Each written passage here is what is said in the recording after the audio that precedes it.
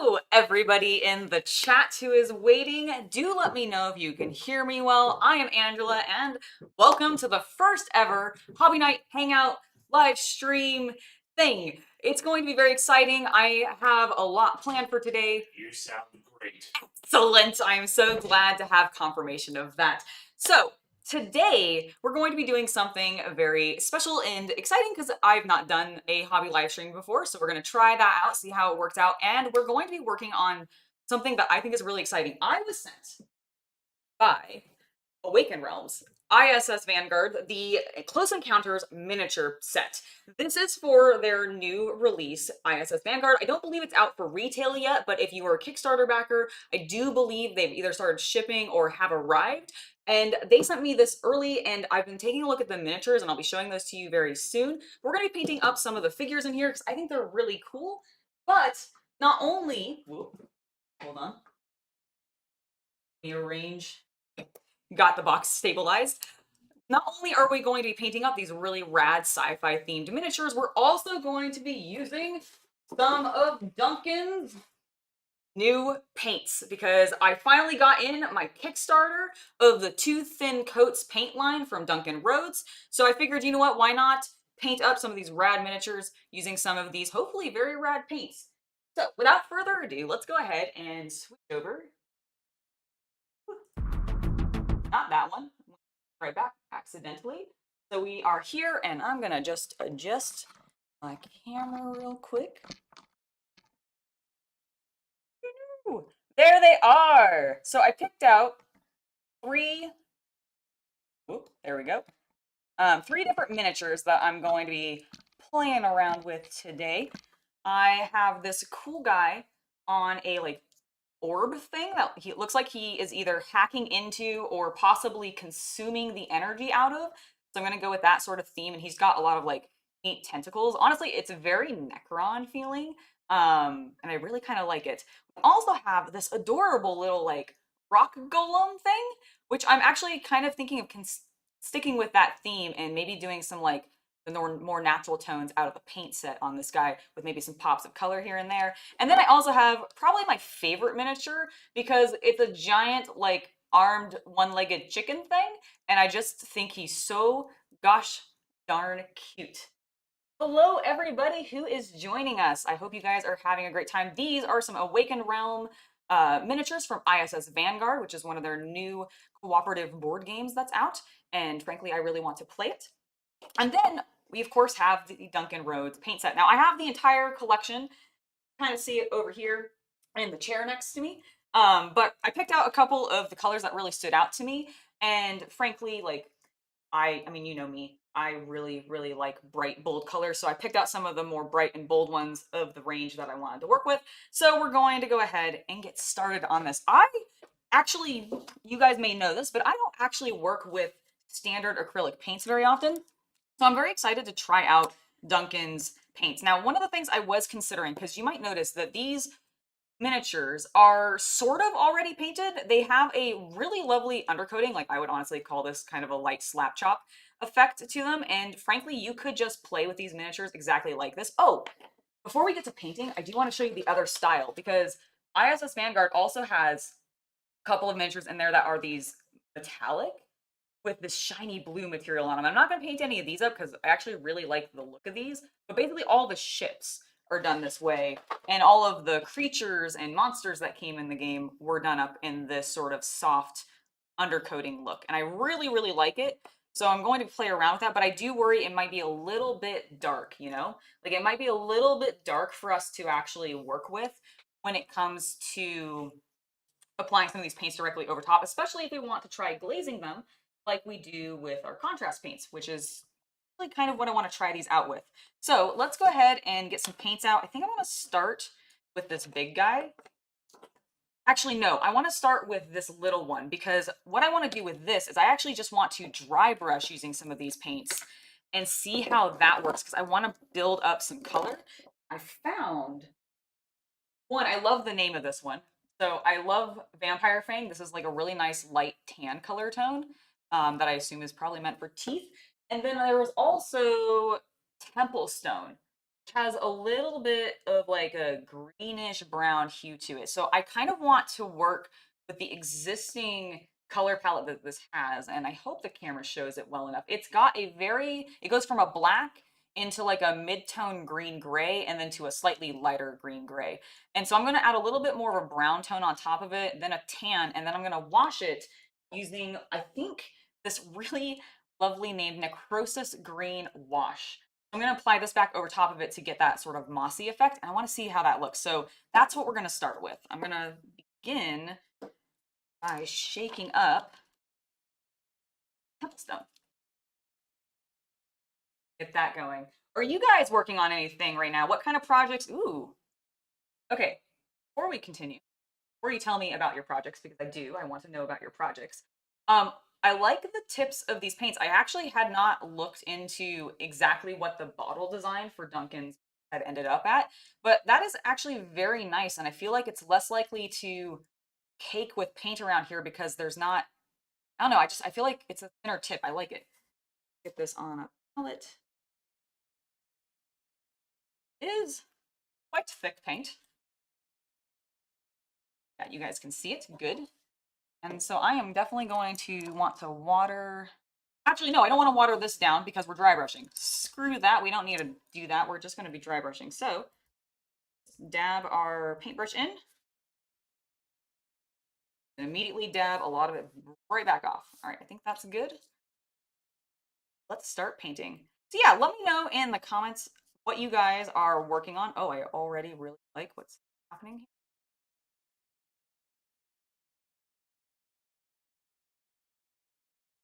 here. Yeah, I really, really like light dusty effect that we're getting on this. And not like in a like, ew, there's a speckly dusting. It's more like a really subtle buildup. And I assume that's because of whatever varnish they may or may not have put over top of the miniature before sending it. I really love these like details dry brushing ends up picking up on some of these models already. Thomas Ryan said that you got your paint as well and you can't wait to try them. So far, like this, even just straight out of the pot, like I mixed it, we put it straight on there, and we're just dry brushing. I'm already liking the smoothness of the paints for sure. Like they're going over this model, I think, quite well.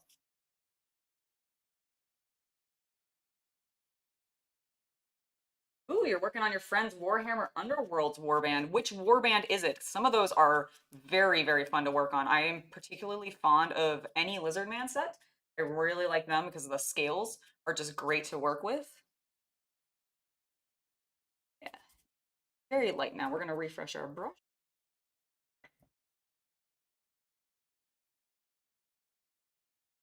Blood Angel Army, nice. Love me some Blood Angels. Are a little bit on brush.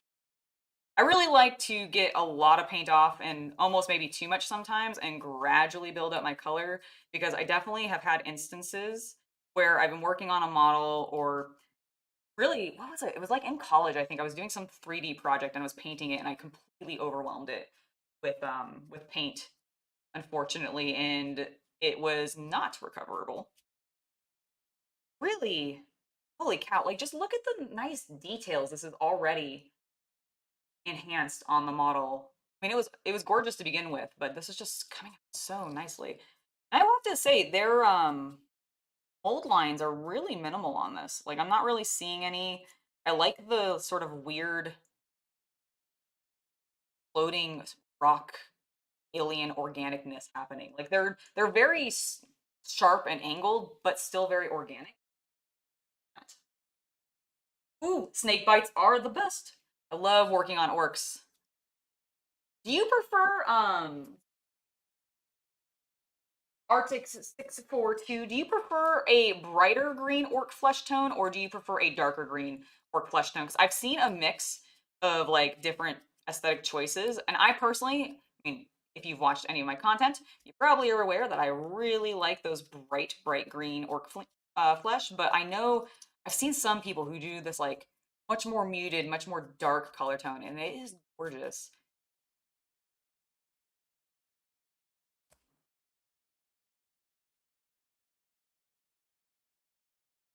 Glad everybody has some projects to work on.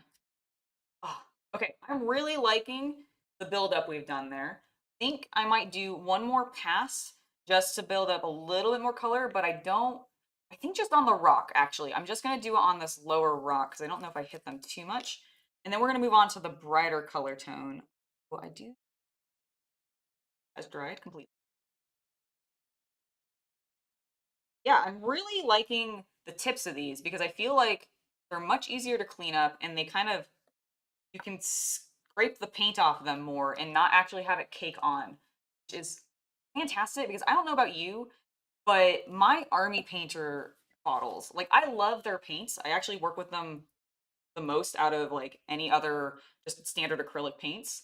But sometimes the tops of my bottles are just so caked in paint. Like, and it's really frustrating sometimes because it clogs the bottle and then I have to like poke through it with like a pin or something, which is just time consuming. And we are about speed on hobby night. We want to get our models painted quick. That just slows me down on this stone. Like I said, I want to enhance the color a little bit down here. I was mildly worried that the models would not take the paint super easily immediately, but I'm happy to say that there was no resistance. Like I know sometimes when you know, are working with resin models, um, I don't know why you would, I guess, start painting a resin model without priming it first. Kind of a different circumstance, but resin models, when you're working with them, you want to wash them before you prime them because the release agent that sometimes gets left on the figures can prevent the primer or other paints later on from properly sticking. And so I wasn't sure if that was going to be the case here, and I just pulled these suckers straight out of the box and did not wash them or anything like that. And I'm happy to say that they seem to just be taking the paint completely fine. So I'm very pleased with that. I'm happy with that. I think I want to move on to my brighter color tone. Yes. Yes. Okay, we're going to do that. So excess out of that brush. Once it's feeling pretty dry, shake up this vampire fang. I don't think these are whoa, whoa, whoa, whoa. Oh my gosh. Everything's fine. Everything's fine. Thank goodness that was not open. I am a klutz a little bit and I've knocked more paint pots of contrast paint over from not squeezing them shut enough and then shaking them and then just them flying wildly out of my hand. That is most of my spills if I don't just like elbow them off the table. But I don't think these are preloaded with like uh those little ball bearings that you or that army painters adding to all their things. I did see, where is it? Oh, right here. So Duncan set, in case those of you who are interested who maybe haven't received theirs yet and are waiting on it, the one that I got, and I think I just did the basic give me everything, like one of everything. I got a bunch of metal miniatures in there, which I remember them talking about. They're really nice sculpts. But the thing that, like, I completely had forgotten about, and I don't really remember the intention of these things, but they're tiny heads. They're tiny little metal heads. And I don't know if these are just supposed to go on bases, but like some of them look like they're tiny goblin heads. Like, here, I'm gonna take one out. I don't know. I really don't know if the camera's gonna pick this up well. But like, it's a, no, it's definitely not gonna pick that up. It does not want to look at it at all, does it? Oh, oh, oh! I don't know if you guys can really see that well, but it's a tiny goblin head, and it's very cute. He's got big teeth, and he's doing this. And he's got his tongue out. But yeah, I don't know what these are for. I need to look at like the set and see what they were meant for, but they're very, very cute. There was also like some chibis of I think Duncan and what was the other gentleman? Raj? Yeah. And then some like base material, like a lot of really cool stuff. Had some nice weight to it because, like I said, all the miniatures that came with it were metal. And then they also included in the set a few spare paint bottles for you to transfer, I guess, other colors to. It's nice. All right, I'm feeling pretty good about how that has been shook up now. always concerns me sometimes when the paints bubble a little bit when they come out, but it's just air in the bottles. All right, let's get our dry brush back and use the exact same.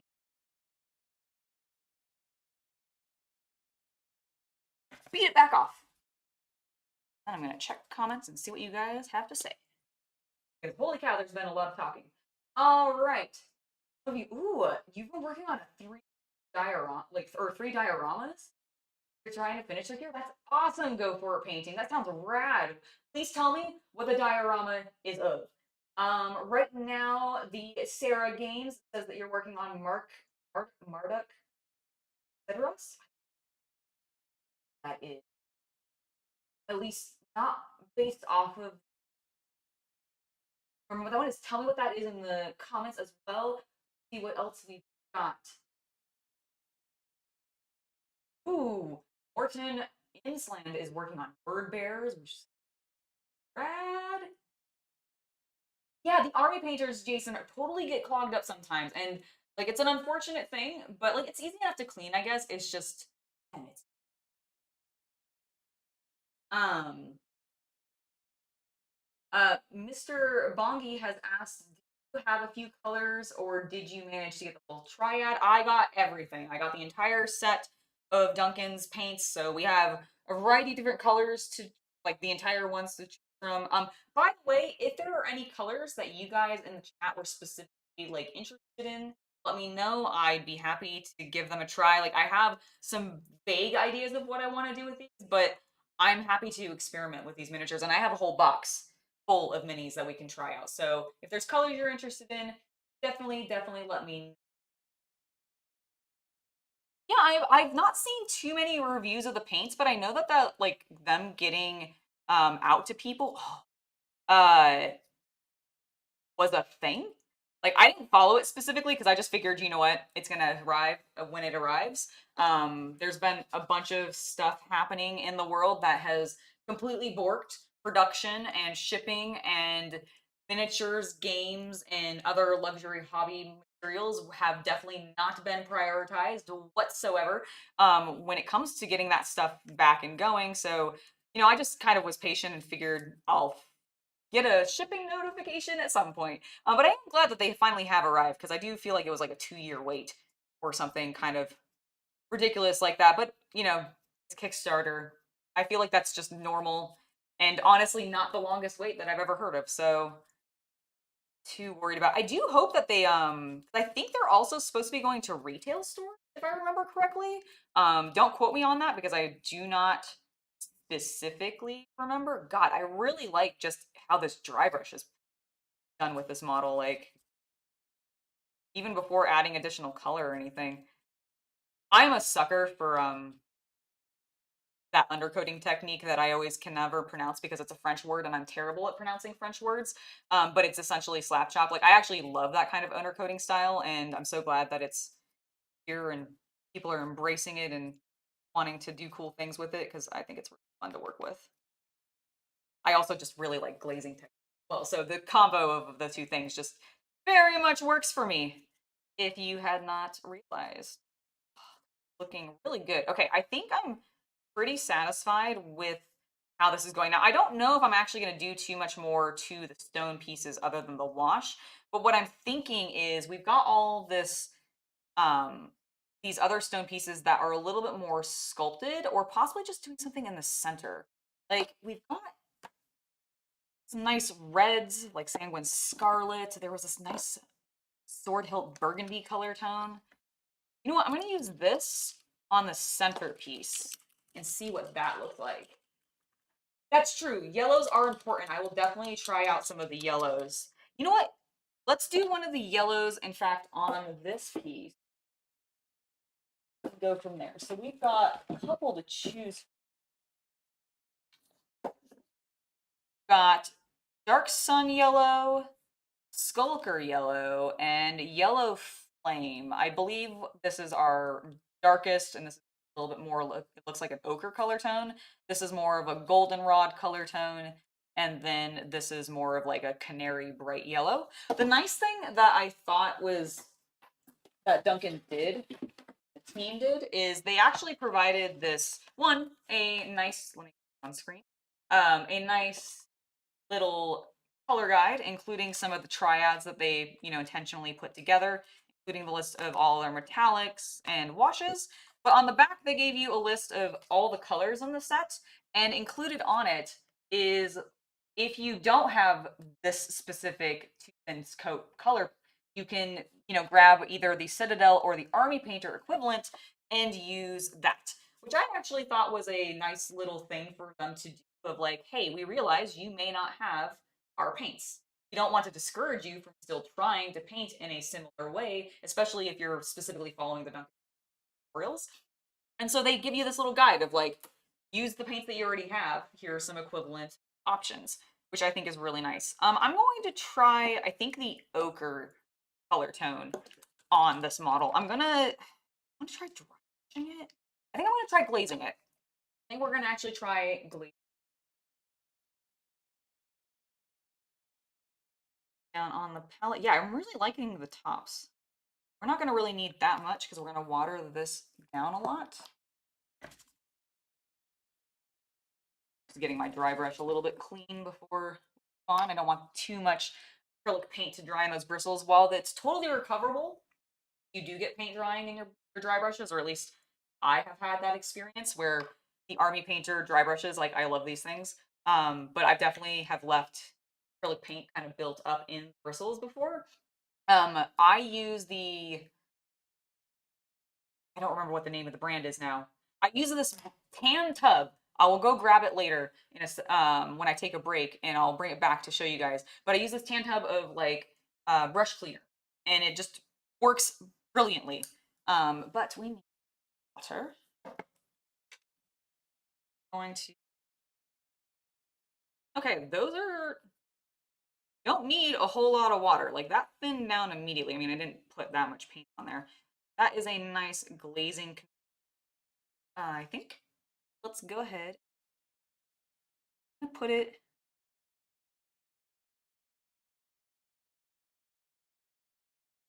I do like what that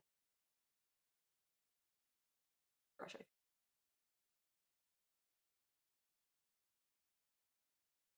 I like the effect,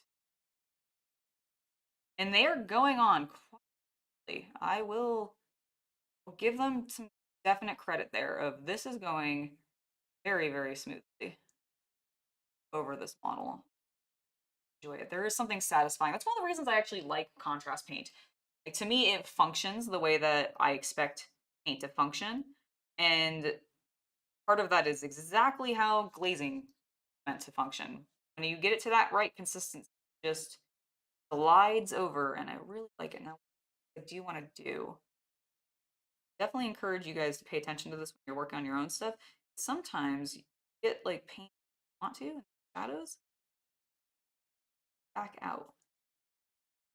Brush. Get a exactly clean brush. Maybe deliberate with it. I don't want to lose that depth.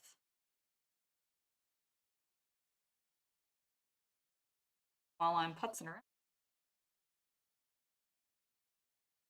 Yes, it's the Master's Brush Cleaner. That is exactly what it is. I always want to call it, like, I always think it's tied to Winsor Newton, which is a, like, paintbrush brand and paint brand, I believe. And I always, like, but I know that's wrong. So I had to stop myself because I wanted to say that. But yes, it is the Master's Brush Cleaner. It comes in this, like, tan tube, or, like, little plastic tin. It comes in a couple different sizes, but I was turned on to that stuff back in college when I was working with a lot of like inks while doing my study for comics, and love it. Like absolutely love it. I really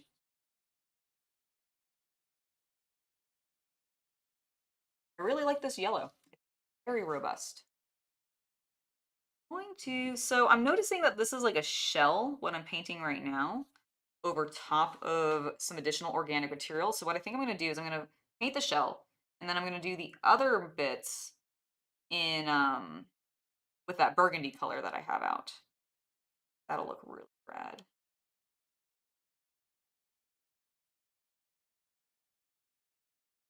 still see. I realized I might be pulling things way far off camera.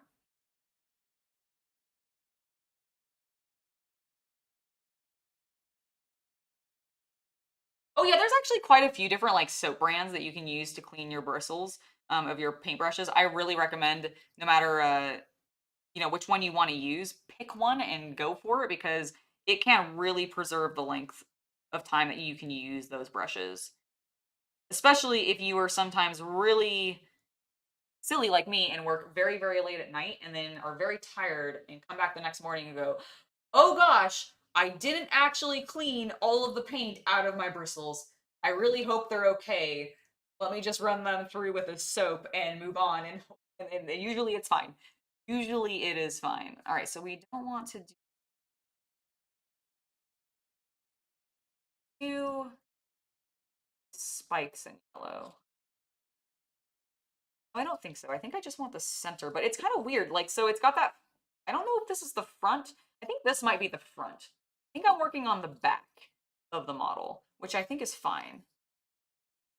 What I am going to do is a little bit of yellow.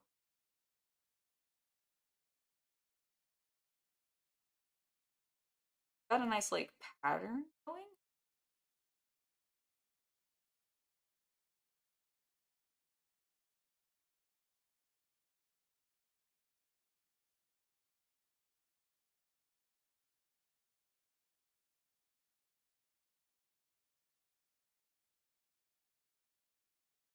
Rays that we've got in the there. Backy. This is a weird, like this is a weird design. I love it, but there's no symmetry on the back to the front, and I think I dig that. I just can't tell which is the front and the back. I really hope I can get this game at some point so that I can kind of see what their lore is. That would be, yeah, there's a lot of, I've not heard of the pro acrylics brush goop. Is it actually goopy? Like, is it actually under?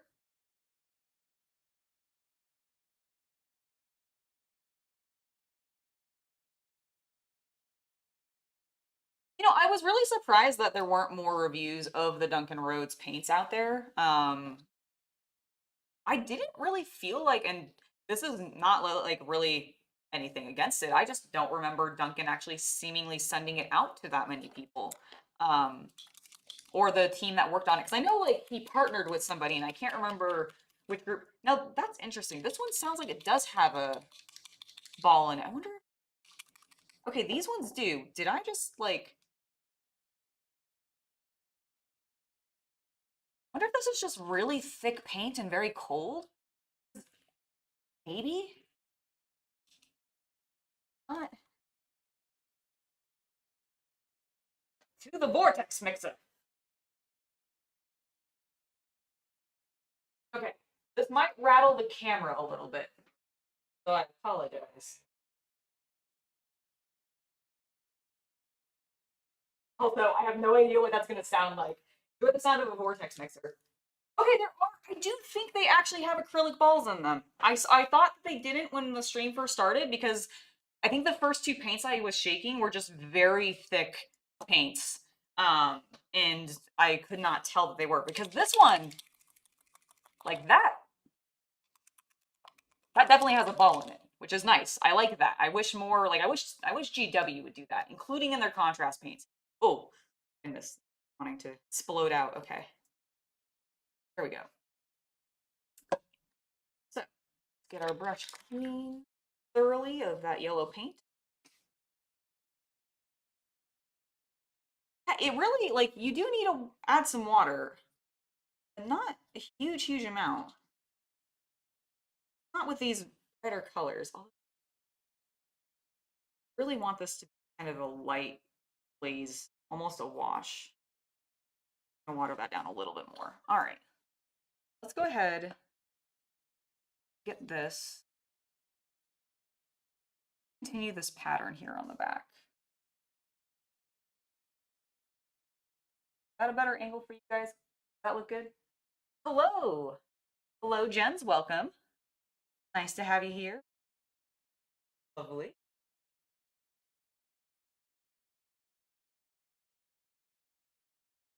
You know, honestly, Brian, if that is true, if they were genuinely trying to send the product to their customers because of the delays and everything before they were doing it to influencers, I can totally respect that.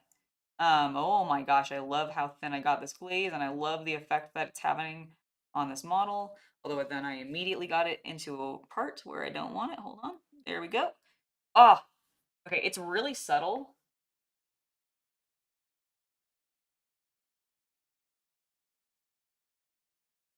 Oh, really nice. Really, really nice. I am definitely enjoying the smoothness of these paints.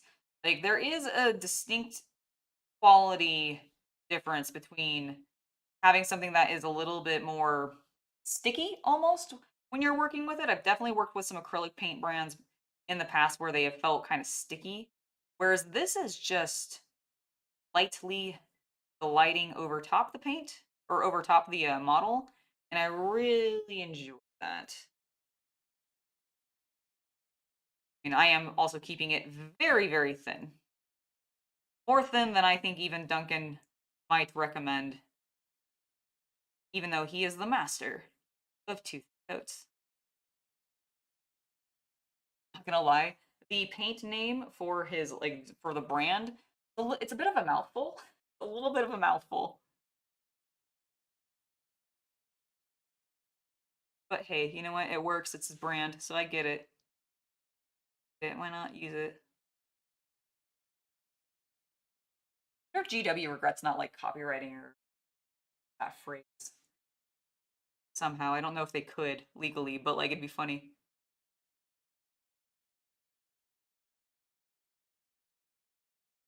Really digging the effect. What I'm gonna do is I'm gonna wrap this pink color around because I like red tone. Wanted it to be a bit more organic on this side, right? So I think I'm just plop it. This time I'm actually gonna go into the grooves a little bit more because I want this to actually appear more fleshy. Whereas on the other side, it's like whoever constructed it decided, hey, I want to match this organic material to maybe obfuscate that it has it.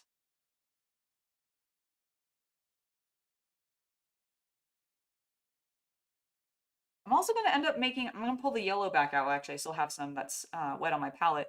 And I'm going to do these spikes in yellow, I think. Very cool. You know, originally I was going to just keep this guy relatively natural looking, but screw it. We're going to play with color because that's what we do here on Hobby Night. I want to play with bright color tone. Ah, oh, it's so good. Okay.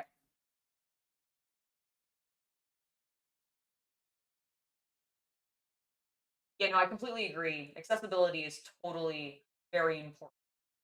And I really, really like the fact that if that is true that Duncan, you know, wanted to get it out to his customers first, I respect that.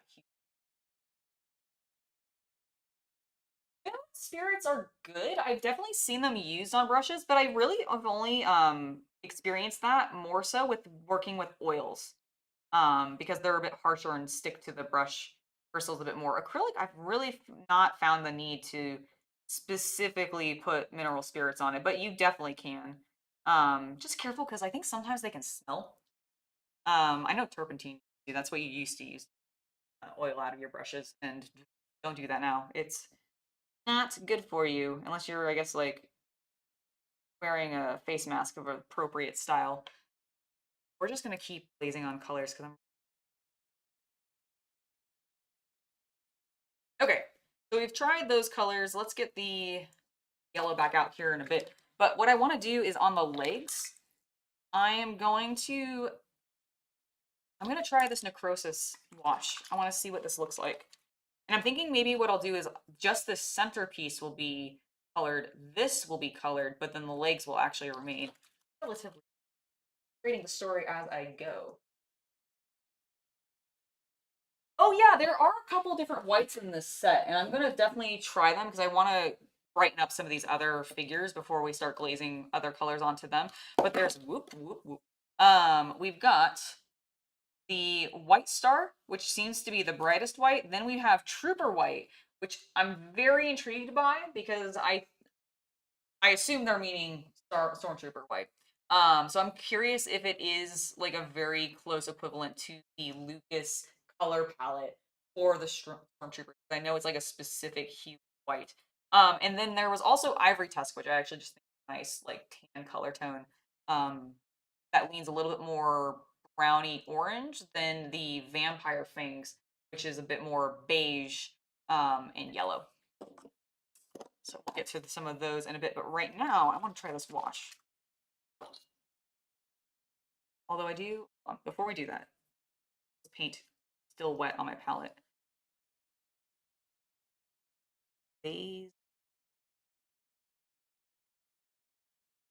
That does look organic, and it really good, fleshy. Ooh, this will allow me to try the flesh wash tone, or wash as well. I think there's a flesh wash, as well as an orc flesh wash. Nice.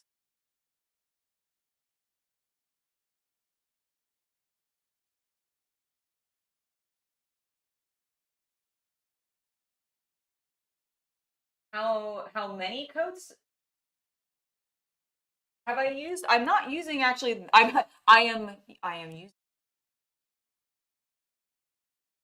two, but probably more than that. I'm actually only doing one thin coat because I'm really glazing rather than traditionally painting with acrylics. These are acrylics, but I think you guys know what I mean. Oh, no. The nice thing is they apparently lift off of themselves pretty well without reactivating. Great. I mean, I had too much problem with that in general, but that is looking lovely. And then I do actually have some yellow left, so I'm really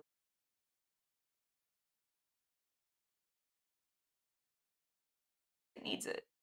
It needs that pop of color. Oh my god, yeah, it really did. I don't know if you guys can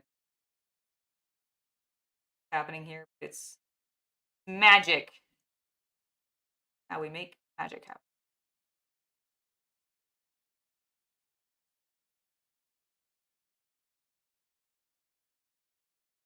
This is what when I'm painting stuff for the channel, it's just me like delicately poking at things for hours when I'm not actually filming on camera. Those would be me going, do I like that? Yes, I do like that. Which I imagine is how most people end up painting. A lot of humming and hawing and going, do I like this? And then crying when you get to that ugly stage where you're like, ooh, I really hate everything I've done up until this point. Maybe I should just stop. But really should just keep going. Like, sometimes the model just has that point where you're gonna not like what you did, but if you keep going, look awesome. I'm really enjoying what's happening there. There we go. I think I was just a little not centered. But yeah, I'm really liking what's happening there. I'm really liking what's happening on the back.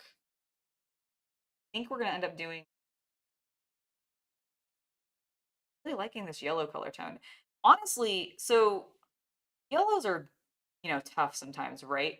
Like they can sometimes go on super transparent, but I don't know if it's the pigments that like have changed or if it's the medium that they're being mixed into, but I feel like recently most of the yellows I have been working with, whether or not they are Citadel or these too thin coats ones or contrast paint, I just feel like I've been getting a lot better coverage recently with my yellows, and I'm honestly happy to see that because working with them when they're not, sorry, I need to lift this up so I can color out of some air. Did it a little, get a bit better. Yeah.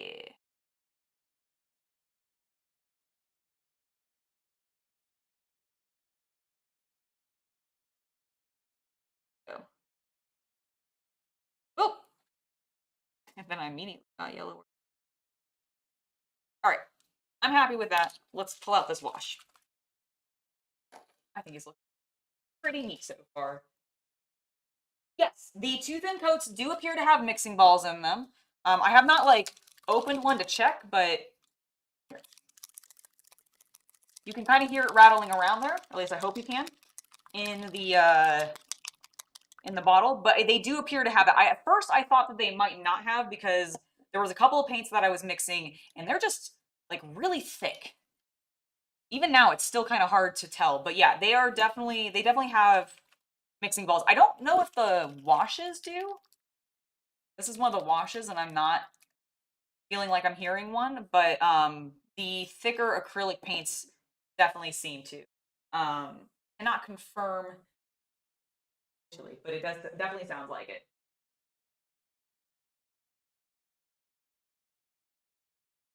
Ah, okay. Specific. Oh, whoa, whoa, whoa, whoa. I not. I don't know if I had this opened or something, but it's leaking on me. Oh gosh. Okay, I might have squeezed it while I was uh dry that off. Okay, well at least it cleans up very well. Wasted a little bit of paint there, but I think I might have squeezed it or loosened the cap when I was shaking it originally and completely made a mess of that. But I think it's okay. I'm going to just rinse our brush of paint we had. And this is a wash, so I'm just going to apply it directly over top. And I want it to go on. Oh, yeah. Looking good. And it's bringing back that sort of green color tone that the model had to begin with. Really, really liking how it's complementing with the yellow and the burgundy we use. They're all kind of in the same hue range, so it's working nicely. Delicate because I don't want to get it on the rocks below. I actually want those to remain, but I do want to get it top. I'm gonna leave a little bit for a different color. We're just coming back in with this.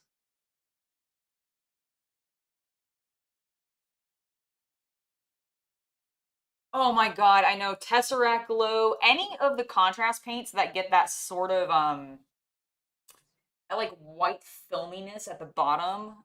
Hold on, I have some. Probably literally doing it. Yeah, like this. So anytime, like any contrast paint that ends up doing this, where it's got like that white or lighter colored chalkiness happening, takes so long to like get, work back together. That's honestly, that's why I got a vortex mixer. Because Apothecary White, Tesseract Glow, which I know is not a contrast paint, but it definitely does the same thing. There's a number of them that just are really annoying about that. And I just recommend either shaking them a lot, getting a mixing ball into them yourself. Like GW, I wish you would just do that for your customers. Just give them a mixing ball. Be nice like Army Painter and just do it. Including in your contrast paints. Like do it in all of them. They all deserve it. But yeah, definitely do that because it really, really helps. I will say, I really like his washes. I am quite impressed with just how well this has gone on. Like it's smooth, much like the rest of the paints that I've been using, and I feel like I'm probably going to continue to say that because I imagine that there's going to be some level of consistency amongst the oh, you, I am such a klutz. This happens so much when I'm painting for the channel. So I imagine there's going to be some consistency there. I really like that. God damn.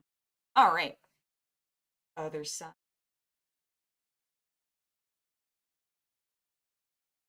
Yeah, definitely get a vortex mixer if you can. I know they're a little like they can be a little pricey sometimes, especially for like decent one, but uh they are very beneficial and also just save you your wrist. Because there's a lot of stuff that you do with your hands. Might as well limit how much damage you're doing to it by shaking things around wildly for excessive amounts of time and wearing yourself out. I know I definitely sometimes have that. This is looking so good. I'm actually very, very pleased. I'm gonna have to use these models in like something else other than the game until I get it because one, I just think they look really cool. Like Awakened Realms does some really really excellent designs, in my opinion. I don't know if you guys are hyper familiar with Awaken Realms. They do a lot of mostly board game miniatures, or like board games in general. But they do a lot of board games that are miniature heavy. The one that I specifically sort of discovered them with was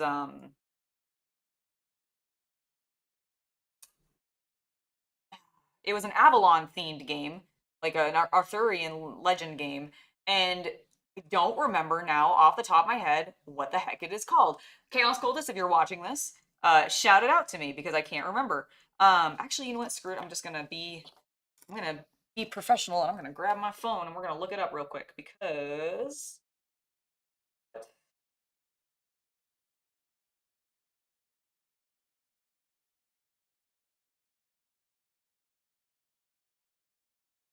I know it's a big one. Tainted Grail. That's what it is. I was like, I cannot remember the name of this game for the life of me, but it was Tainted Grail. Oh, I do have painting handles. Thank you, Jason. I, in fact, do have a painting handle. I don't know why I wasn't using it. Clearly, it's exclusive for my wargaming miniatures. But no, I do have a painting handle, and that will make this a lot easier. But yeah, Tainted Grail has some amazing miniatures. That's where I first discovered Awakened Realms.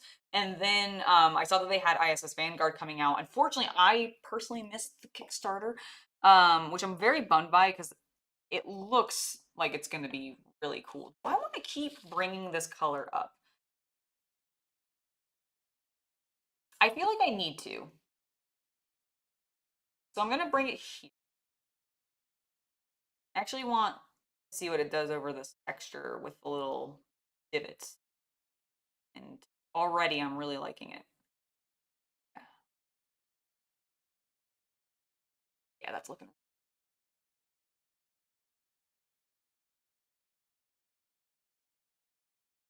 Yeah, you can get vortex mixers as like there's lab equivalent ones. I actually think that's what I use. I can't remember how much I paid for it, but I think there's a link to it in most of my video descriptions. Because I tend to link to the tools and everything that I use. I mean, if you can afford one, I would highly recommend getting a vortex mixer. It just makes your life so much easier, um, in my opinion. But that is just.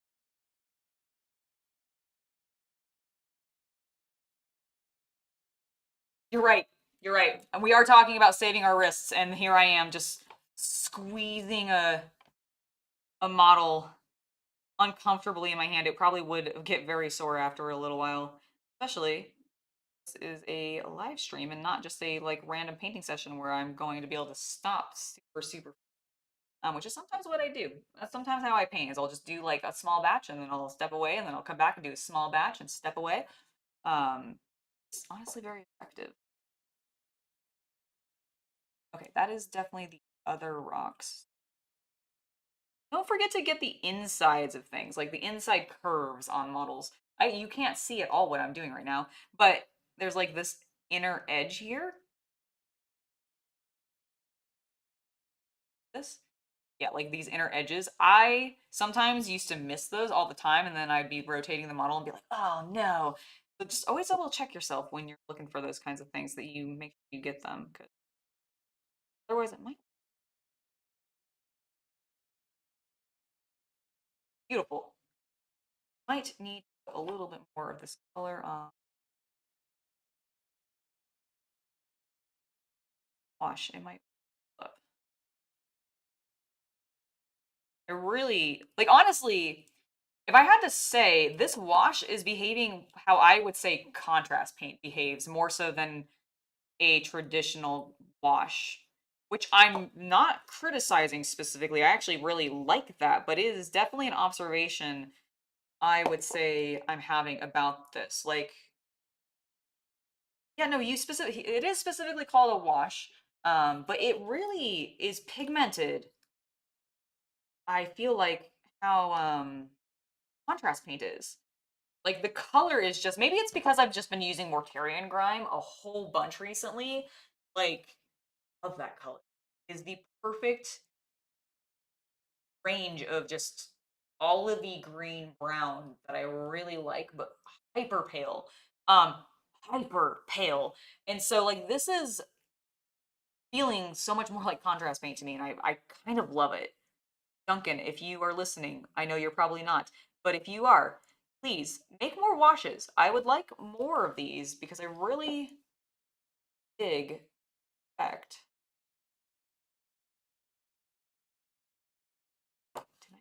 I did not get the top of either of those. Talk about getting inside curves and don't even get the outer surfaces. Just make that. These are really coming out cool. I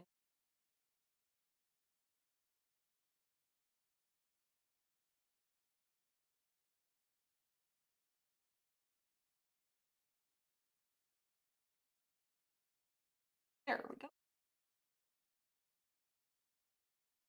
Excess off. Yep. Yeah, man, you can totally get strains from mixing paint pots, especially because some of the acrylic paints are just thick. I know it's kind of dependent on like what brand you're using, but it's really important to make sure that you're taking care of yourself when you're painting and doing hobbies, because repeated actions can over time really damage your wrists, your fingers. You can get arthritis, all sorts of crazy things, and you want to try to minimize that. So it's good to stretch and do what you can to like enable that you're not feeling that pain because you're mixing your paint pots. You want to enjoy the hobby and not end up begrudging it because it's causing you effort when it really shouldn't. That side.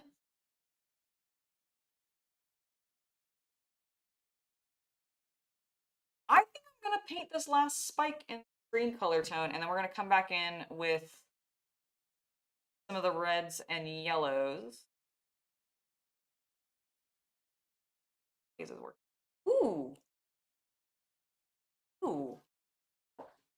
Wonder. Try one. I'm gonna try the Seraphim, or I almost called it Seraphim Sepia. Call this Archiac Sepia wash. I'm gonna try the sepia wash that he's got over the yellow, and then was a oh he just has a black wash. Okay, we're not gonna do that over the red because I think it might be a little much, and that's battle. You know, we'll try this flesh wash over the reds. I want to see what that further does to enhance some of the details that we've got going on. Um, I really am liking this.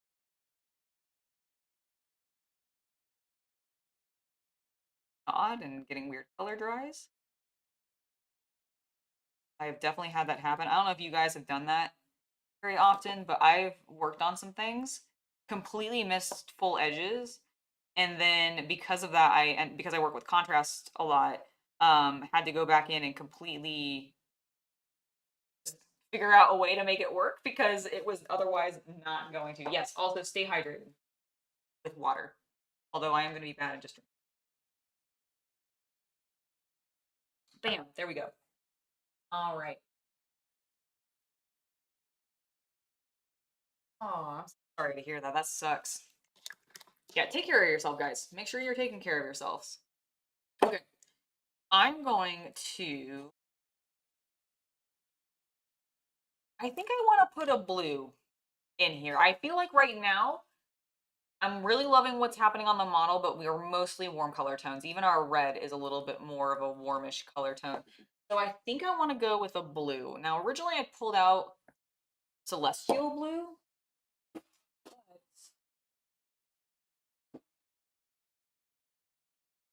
I also got marine blue and Elysium blue. Could also go purple though. I might go purple because it's me. I prefer purples. What if I did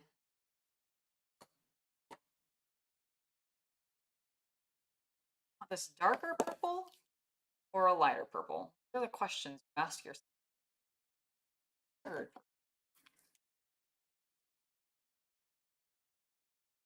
I think I'm gonna go with the medium purple.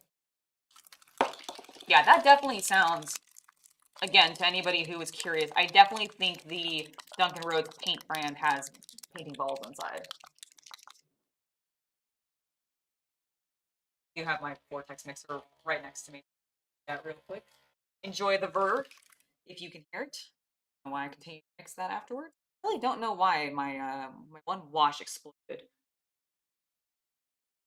It is what it is. All right, we've got some purple down. It is a quite lovely sort of lilac-y color. Cat hair out of my bristle. Good lord, that happens all the time to me. I don't know if you guys have pets at home, but I try to keep them out of the hobby room a little. It doesn't actually work well, but I do sometimes try to keep them out of the hobby room because otherwise, especially during the winter time when they're all their winter, just fur everywhere. All right, let's see how this looks. Hopefully I don't hate it. I do not like it.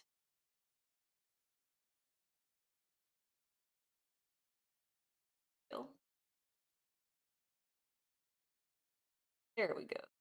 I'm liking that. Blends a little bit with my burgundy, I will admit, but I think some washes over top would like plain color. End up being way more wild than I originally intended, but I am kind of the fun thing about painting, right? You get to explore and do different things and try stuff out, and frankly, that's why I do it. I really enjoy experimenting with what kinds of weird designs I can put together.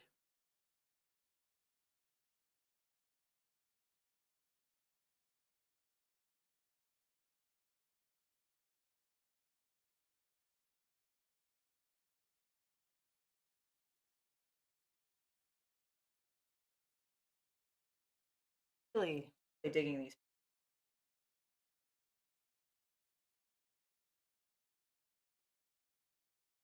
Oh man, yeah, cat fur just every time. Every single time I paint, like I'm pretty sure it's been captured on camera, of just like little fibers getting strung along as I'm painting, and I'm just like, all the cat fur. I'm pretty sure a majority of my models at this point have small, probably dried fibers somewhere because of the animals. But you know what? It's okay. I love them. They're very cute. I guess it's part of the problem, but the other way, horrible. I think asleep right now.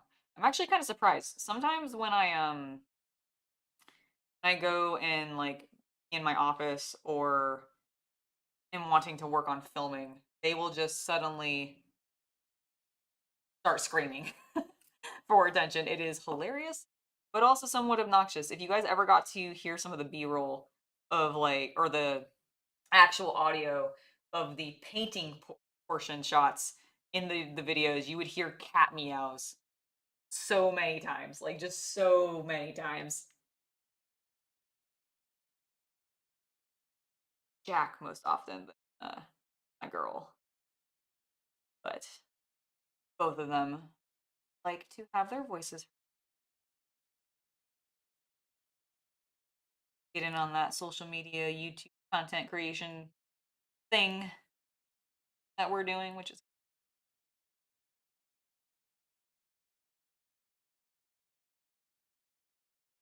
I do want to see like on this guy. I think this is the one that I'm going to work on next. I'm going to work with some threads on this because I have some ideas of like what I want that to look like.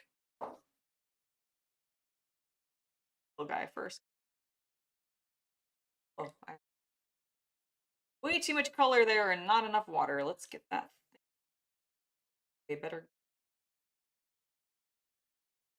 That is something I will say about his paints. I do feel like they are quite thick for being a brand called Too Thin Coats.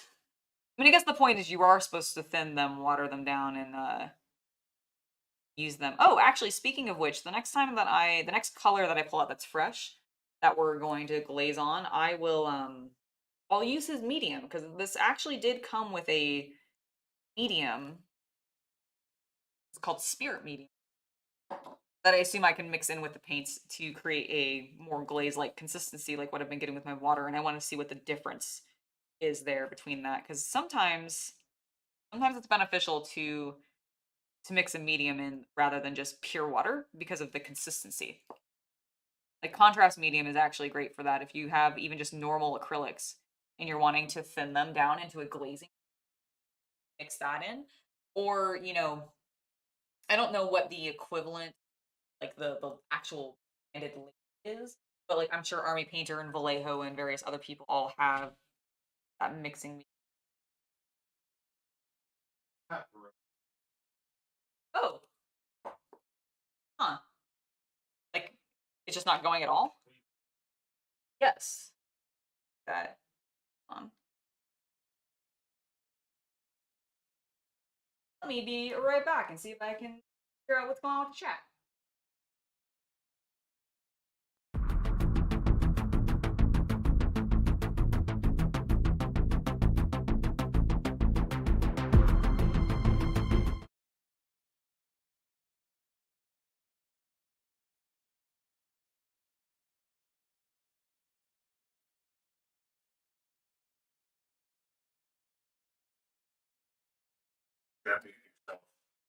We are I think we are excellent. We are unmuted. And yay, we are fixed. I don't know what happened with chat there. I am so sorry. Glad that it got noticed. Immediately, hopefully corrected. What's the closest comparison to well-known brand for these paints? Honestly, okay, so my usage of paints as a whole has been relatively limited despite everything. I mostly have worked with Citadel, Army Painter, and then a little bit of the Master Series paint from Reaper Miniature, as well as a little bit of Vallejo. I would say, to me, so far in my single use of these paints, I would compare them most to Vallejo and Master Series paints, simply because there's a creaminess to them that I know is an odd like adverb to describe them with, but there is really like this sort of creamy nature to the paint, and only feel like I've really experienced that with the Master Series paint and with Vallejo, because I think they're a little bit of a higher pigment, but I'm not 100% sure. I'm not a chemist or anything. I have no actual idea. But that would be what I would say I'd compare them to. Although I was mentioning this earlier, the washes in this set. So like, for example, I've got this flesh wash here, and I used the necrosis green wash recently, and that's what I did over here on this. And it has the consistency of contrast paints, which I thought was really, honestly, I liked it. I really, really like it, but it was it was not what I was expecting. But I did enjoy it. Okay, we were working on this side. I'm glad chat's fixed. Sorry about that being broken briefly. Still getting used to streaming and all the things that I need to.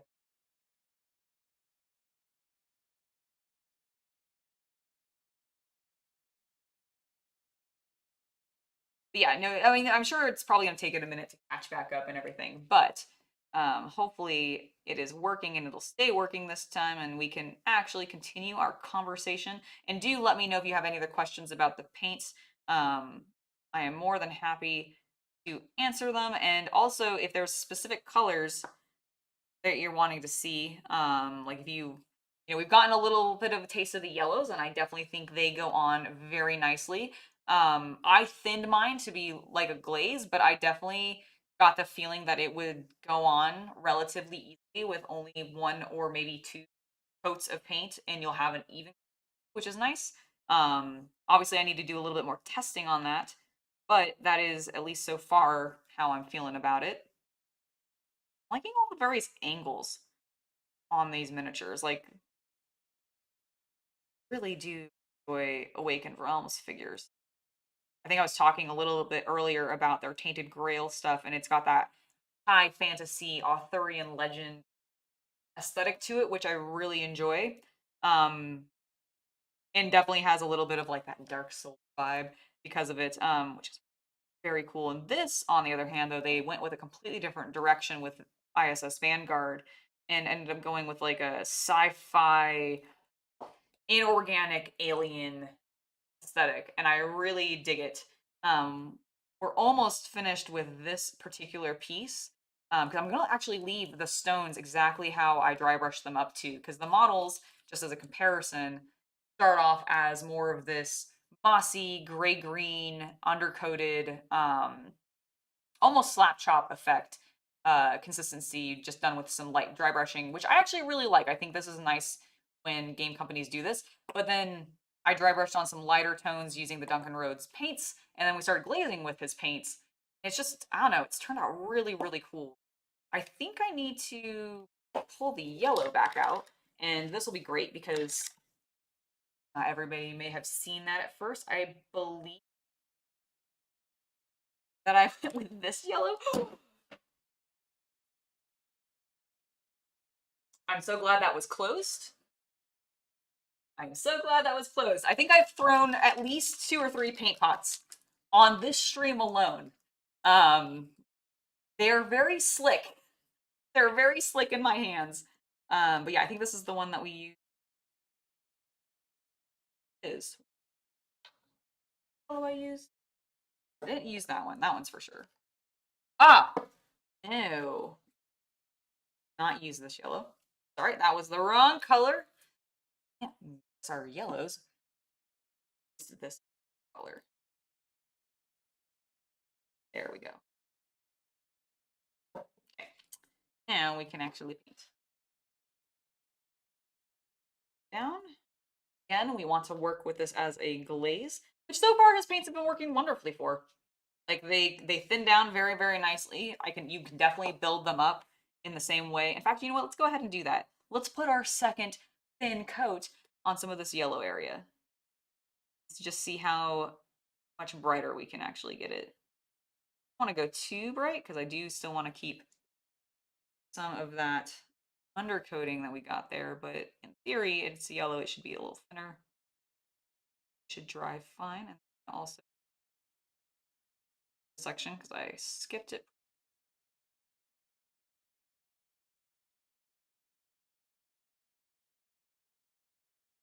Well, yeah, the yellows just like they go on well. The reds so far have gone on really well. Overall, I am pleasantly impressed with Mr. Rose's Tooth and Coats paints doing honestly what he has advertised them to, which is always nice. I like when I like when companies do what they advertise they're gonna do, and provide a product that actually does what they say.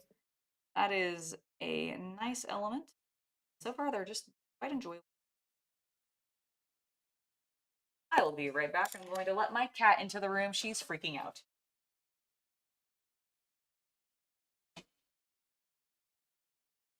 Yes, you are here. You are going to be.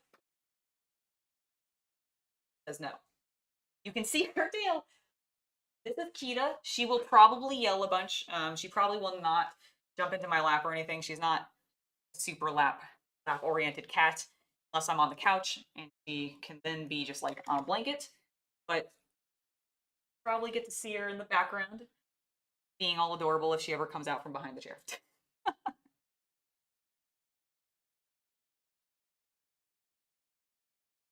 I am just going through really quickly and a little bit of paint back out from areas. There's like these little recessed details on the model. I will show you guys in a second. I'm just trying to go guys. Ends up heavily in. Wanna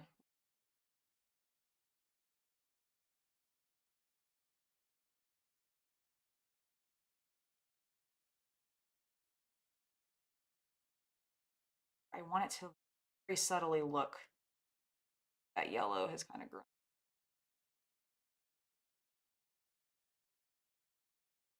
Need to remove some paint. Okay, so you can kind of see a little bit of what I did. There was some like detail work here, and I pulled a bit of the paint back out. It's not super obvious, but up close, it looks a lot better. Now, before we move on to the next one, I do want to try out some of these other washes. So I'm going to use the sepia wash over top the yellow. And then I'm actually going to put the flesh wash over this section to give it a slightly different color tone from our stone, but still have it be, distinct from anything else that we've got going on, because I want it to look a little bit different, and I don't want it to be yellow like this because it kind of looks like a casing over top, and it doesn't have the same aesthetic. So we're going to do that, those two washes, and then we'll move on to another minute. But yeah, so far with the washes, I've rinsed my brush, kind of dabbed it dry, but like you can tell, I don't have that much water on it. So I'm not thinning these down too much. I'm just going straight over top. And this is the sepia, so we're gonna, oh yeah.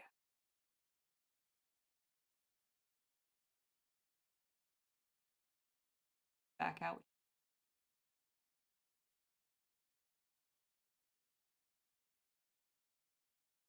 It's also making a little bit more ochre, which is frankly what I want. My favorite yellow color tones is like that ochre color palette. I actually went to an ochre mine once when I did a study abroad in France. It's the only study abroad I ever did. Really, really cool. Love what's happened on the back of that. And it just was a really amazing experience. I have to take something from it.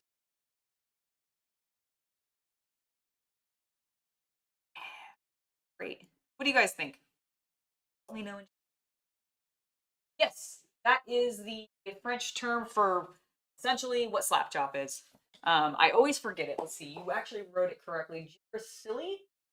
You're silly. I don't know. I am French, but I don't speak any French. And so I'm probably horribly, horribly butchering the title of that. But yes.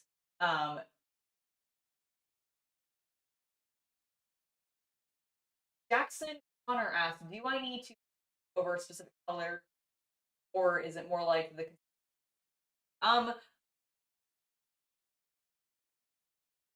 what is LG? Not knowing what that one is. Verify a little bit. And then also somebody was asking if they have a matte satin or gloss finish. I would say these are more of a satin finish, much in the similarity to how I think contrast paint dry. Now keep in mind that right now on this model that I'm working on, I have been glazing almost exclusively. I did a dry brush using a couple of tan and white color tones or off-white color tones before, which is what you can actually see on the base here.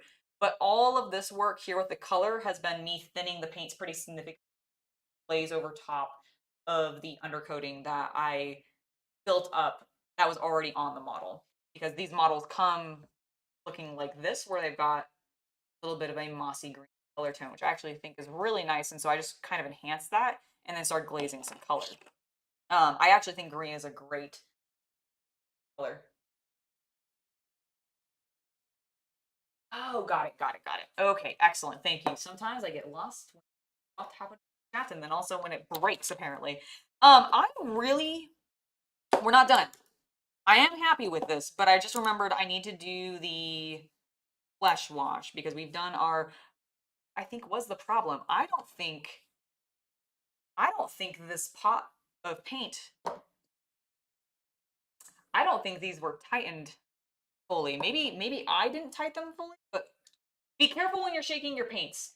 Make sure that they're actually fully tightened before you do so, because all the spillage that you see on this cap is because when I was shaking it, I pulled the cap off and I was like, oh wait, this is wet in here in the way that it's not supposed to. And I think there was a gap and I think some fluid broke out. So just be careful when you're doing that, because that is also what causes some crustiness to end up occurring in your paint pots. I was talking very early in on the stream that one of my complaints sometimes with the army paint pots is that I end up getting a lot of like unnecessary buildup, I feel like, in the lids of the paint. And it's probably user error mostly, honestly, but I do think it's partially the design, and I'm hoping these ones are a little bit better about it. All right, we've got this one last color to put on. I want to see first what it just looks like over the washes. Honestly, pretty darn good. I kind of like that as a necrotic flesh, like or an undead flesh, where it's still got a little bit of that peachiness left. Like there's still a little bit of natural blood flow, but they're rotting and make it look gross. So I'm actually kind of liking that effect, and I do purples. The one thing I will say is, of all the colors that I've used so far, being a burgundy, a purple, is this purple, yellow, and then oh, I guess I just did a wash after that. The purple is kind of the most disappointing so far to me. But, you know, frankly, that is the case with purples. I feel like they're sometimes just really hit or miss. Although this wash is helping bring some of the details back. I just felt like it kind of looked a little chalky when it dried. Not when I was painting with it, but when it dried, which was a little bit weird. But it's coming back now. It is blending now really heavily with that color because of the wash. So wash over the burgundy too. Yeah, I'm liking that more because now the colors are standing out a bit more distinct. Let's really heavy.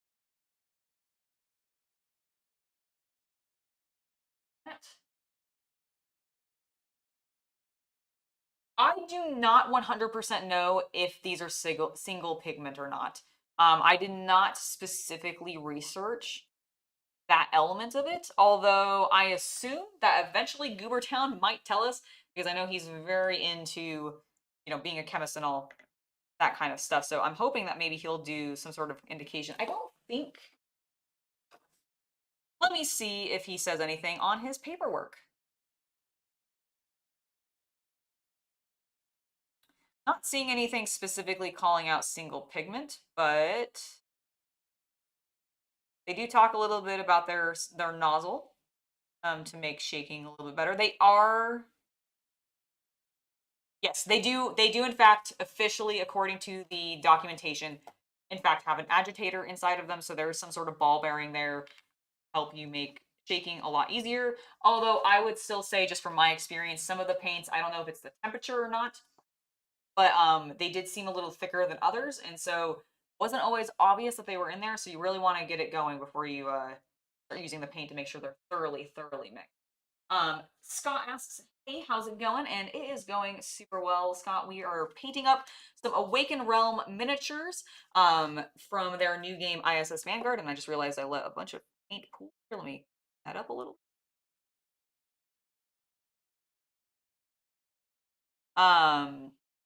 And they are turning out pretty fantastic. And we're using the new Duncan Rhodes thin coats paints. And so far, I am very much enjoying them. Have a little bit of a mild complaint with some of the purples so far, but that's fairly common with me. I'm very picky about exactly how my purples come out, and probably always will be. It is my favorite color. But overall, I'm really digging it. Yeah, I'm very happy with how this guy has come out.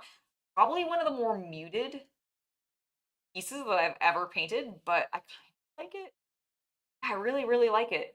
Okay, I'm happy with that. Let's set him off to the side. And let's go ahead. I want to work on this big boy. I want to work on this big guy while we're still going, because I have some plans for this. But first, I want to do exactly what we did before, and I'm actually going to do some dry brushing to enhance a little bit of what we've got going on, because I am a little concerned it's going to be too dark. So what I'm going to do is I'm actually going to start this time with Ivory Tusk, and I'm just going to work purely in his Duncan's like lighter color tones, like lighter, fleshier, organic color tones, to see how these work. I'm already liking this ivory color. It is really nice, sort of pinky. I think this would work very well for a flesh tone, like even possibly undead flesh tone undercoat. Do you ever feel bad? Like, you ever feel bad when you're dry brushing and you're like, I put all this paint on my brush and now I'm completely getting rid of the majority of it. It sometimes feels like a waste of paint and I feel bad about it. All right, I do want to enhance this because, yeah, it's a little bit dark. And while I am going to be putting some colors onto it, I want them to shine up through a little bit with some highlights.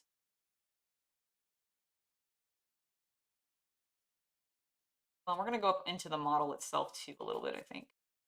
Not as heavily. I want to leave a little bit more of that green tone because I'm really liking slightly muted color palette I'm working with. But I do definitely want to get this like weird orb thing that it's either eating or hacking. I'm not really sure, or both. I want to enhance these. Or I didn't look into it, and I need to. I don't know if the Awaken Realms models are hand painted for these, like for this aesthetic, or if they're. I assume they must be.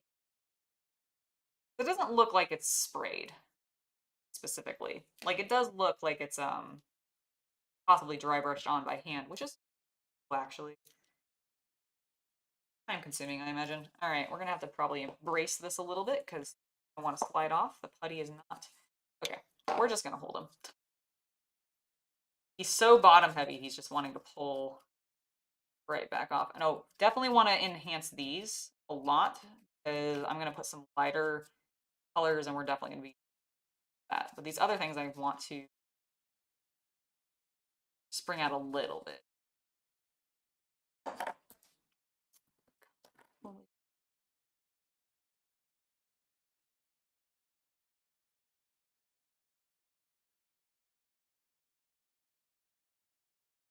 Oh, got a little bit more paint on the palette. Yeah, so far I'm definitely enjoying these paints. There's a creaminess to them, which I mentioned a little bit before, and I very much like. It's very similar to a little bit how like Vallejo's paints are kind of creamy, or Master Series paint is from Reaper.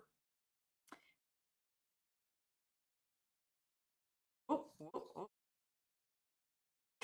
Completely got a big glob. So if you ever accidentally do that, I don't know how I got it really quickly. Kind of have to do that with dry brushing, but you can actually pull paint back up a little bit even when dry brushing in the same way that you do with contrast, but you have to kind of dab it and just pull it back up and then don't repeat with that same finger to put it down because you might end up overdoing it. But I definitely have way too much paint in this bristle. So let me just get that out. Okay, feeling better now. Yes.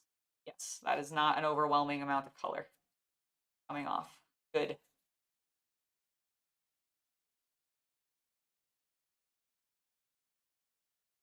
Those highlights come out. So nice.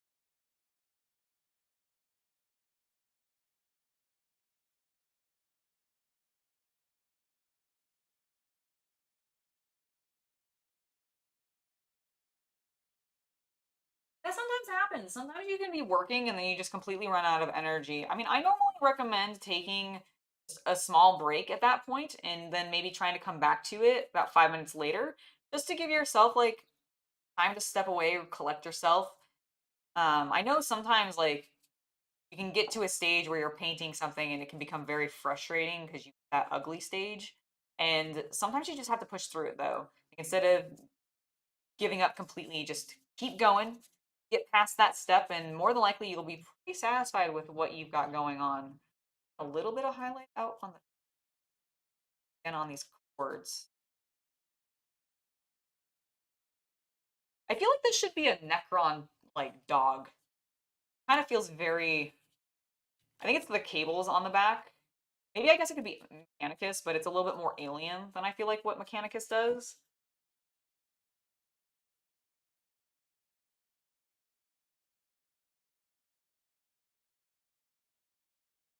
I wonder if these all are supposed to like grow out and become longer, like how these ones are that are actually going. Traction. He's sucking energy. I can't tell if that's actually what he's doing or if he's like he's definitely sucking something up like here in the center. That looks more organic. But I can't tell if that's just him like it's coming from him or coming from this. The lore. I need to know about the lore. And good lord, I know that Awaken Realms likes to put lore in, or at least a lot of text. Stories and stuff. Fun. Games are pretty All right, I am feeling happy with how the tusk is going. Let's go ahead and pull out now the Trooper White, which is honestly one of the whites that I'm most interested in.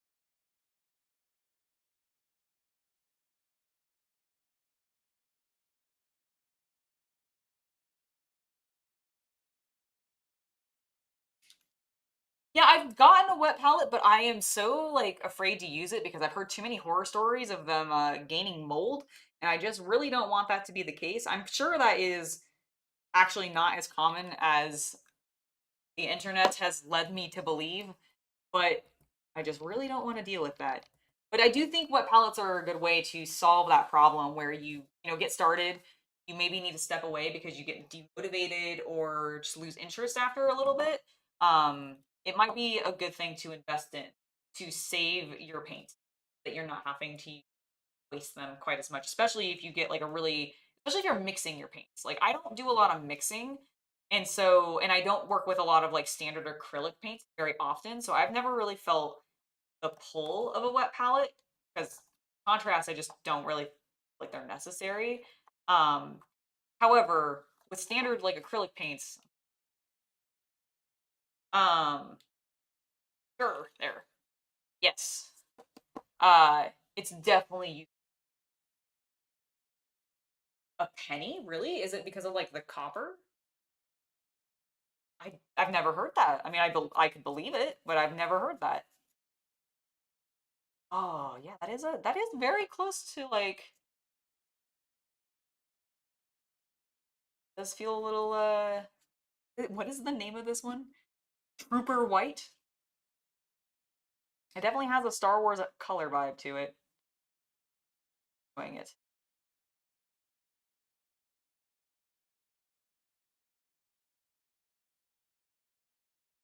You guys think like the highlights effects that we're getting? I think it's gonna look really nice. I'm planning on doing a lot of like blues and reds on here. All of the raised parts, I'm thinking red, and all of the lower parts I want to do in a blue to kind of make it look like it's being hacked. And so as it is having more and more information pulled from it by this creature, its system is starting to like freak out and go set off alarms, and that's where all the red panels are coming from. I figured because some of them are lifting up and are away, those could be the ones that are like, oh, we're freaking out. Because that's how machines work. They go, ah, and then say that we're freaking out. Ask the Mechanicus.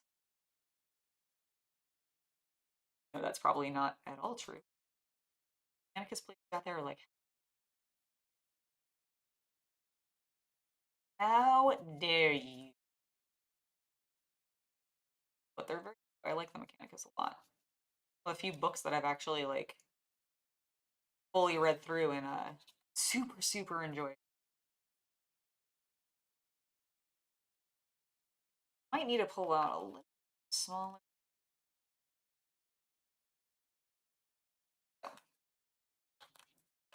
Yeah. I don't think I need to go with the next brighter way. I'm really actually quite satisfied with how that's looking. Although I say that in the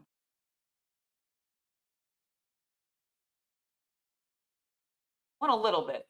Want to make sure that we're showing all these cool details that they model.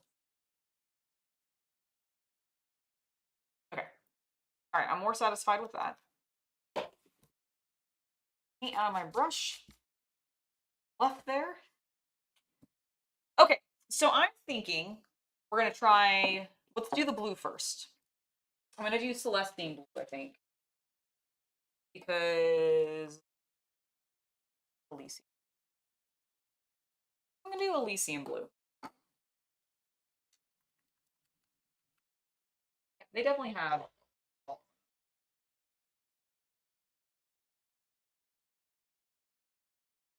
That's what I assumed. I've not tried contrast paints on a wet palette, but that was my expectation because it's a very fluid material, and if the point of the wet palette is to keep it wet, well, it's just gonna flow, I imagine. Like I don't know if it would hold it well. So yeah, I would definitely not. You know, I actually should experiment with that. This is a way sky blue than I expected, but I like it. Like I don't know if you guys can how like sky blue it is. I feel like it's looks like it's gonna be way darker. I wonder if it's not mixed enough.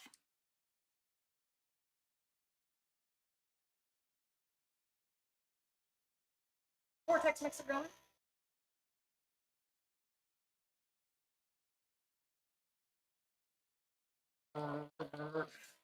Sorry for the desk shaking, the camera shaking a little bit there.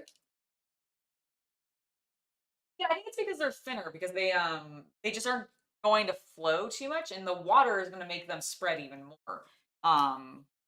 So I just think it might be. It seems problematic. Okay, no, that is just the color of it. It just looks way darker in the bottle than it actually is. I'm going to use my bigger brush. I'm going to really water this down because again, we're going with glazing techniques here. My favorite thing. And we're just going.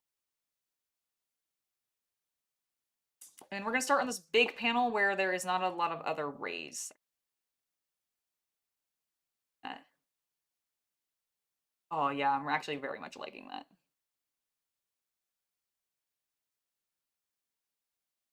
Yeah, there's a real creaminess to these paints that I am having a lot of fun just pulling across a model.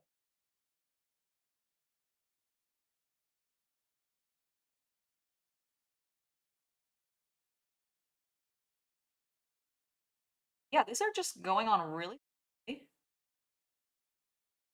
They lift back up pretty well if you want to, like if you need to like correct a mistake like I just did there. They have a nice opacity to them without being like overbearingly opaque. I can still see my nice glaze that or the undercoating that I just did, and I'm super enjoying it. A little bit more of a baby blue. Really intending I might glaze over top this again. You know what? What I'm gonna do is I want to see what his paints do with other brands. So what I'm gonna do after this blue has dried is I'm actually gonna put a contrast blue over top of it. I was looking for a little bit of a deeper blue and I don't want to start over. So we're going to do that and that will allow us to get a little bit of that color tone that I was more going for. But I actually do like this foundation. This almost feels like a Space Wolf color tone, which I don't know. I like my Space Wolves to be a bit more blue looking, I guess gray looking. Also gonna leave that one, like these one or two recessed areas really dark and maybe not put blue in there at all. Just have them be gray like they've broken. Maybe they're pieces that are missing entirely. That's why they're sunk so much further. I like to try to come up with stories as I'm painting for the models. I feel like it keeps me more engaged with what I'm actually working on and gives me stronger motivation for actually completing the project. A lot more fun that way, you know?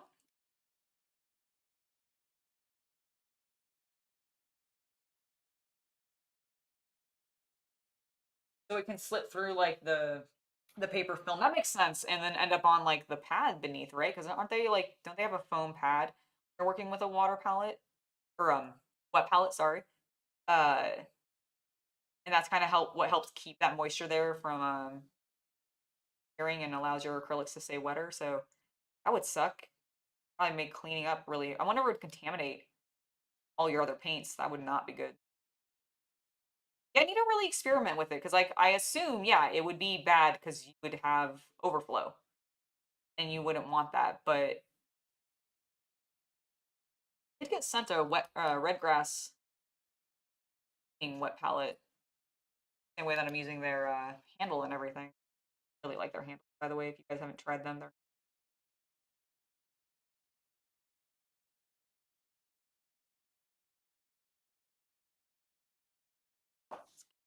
I might need to switch to a slightly smaller brush because I'm going into tighter areas. But honestly, one of the things that I like about these Escada brushes that I use is their tips keep really long. They have a pretty sharp tip, and if you're gentle and have some control, actually do some very delicate work with quite a large brush. Thing I learned actually while I was in college when I was doing my comic work um, is my professor like specifically made us like get a size brush that was much larger than any of us had been using, just to kind of prove a point. And thankfully, like he wasn't wrong. Like there, it really was kind of amazing the lines you could pull with a slightly larger brush, because we were all like doing basic exercises of um pulling straight lines, doing curved lines, because I studied comic book art. So we were, just trying to freehand some shapes and lines and everything to learn inking techniques, and it was a really good lesson. It's also really nice to do if you're ever wanting to practice freehand. Sometimes if you're concerned about being unsteady with your hand and everything, something to do beforehand is just taking a little bit of paint and then a piece of paper and literally just pulling straight lines and that way you can get some really nice, like, the point of this is you get nice tips on the lines that you're pulling. You end up getting these like really cool, like you see the action lines, right? It's the same idea, and it looks really neat on miniatures as like freehand on banners or like cloth or armor, because you get these are just really nice, sharp, clean lines that have this beautiful paper to them. I like it a lot. That's just a good way to practice it. Is just pull straight lines on a piece of paper. Tedious and boring maybe a little bit, but overall really effective and helps you just get a steadier hand and more confident with doing that kind of thing. Yeah. I used to Raphael is one of the paint brush brands that I used to use all the time. I do still really like them. I don't think I've picked any up recently. But yeah, no, they also make some great brushes, and I think size 2 and 4 are the two that I use the most, but I even sometimes jump up to a 6 depending on what I'm working on. Um, obviously you don't want to go so ridiculously large on a hyper tiny model and it be, comical and unnecessary, but can work with a much larger brush, which means that you're not having to grip as hard and cramp your hand as quite as much than you sometimes think.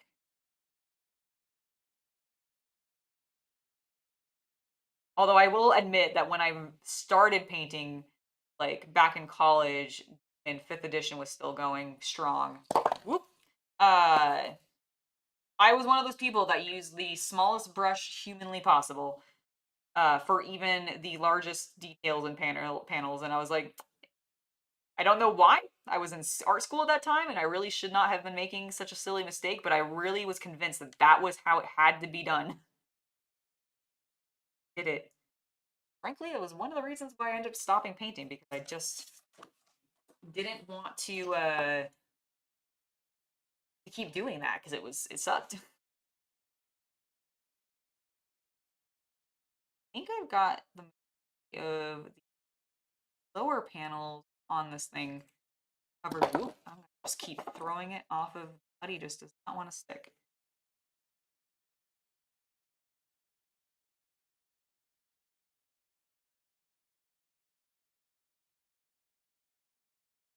Yeah, that is looking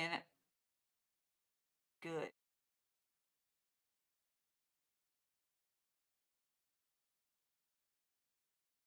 do you guys think? So I'm going to let that dry, and then what we're going to do is we're going to put a little bit of a wash using contrast paint over top of it. Storm Fiend. I do really like Storm. I'm going to do Storm Fiend.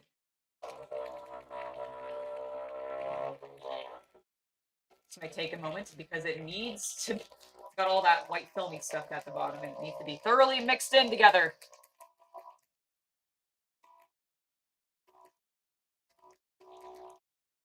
Oh yeah, no, when you get, I mean, definitely there's points where you should use a smaller brush when you're working on a model, but I feel like in general, there are some details that occasionally we all end up doing where realistically we could have been using a size 2 rather than a detail.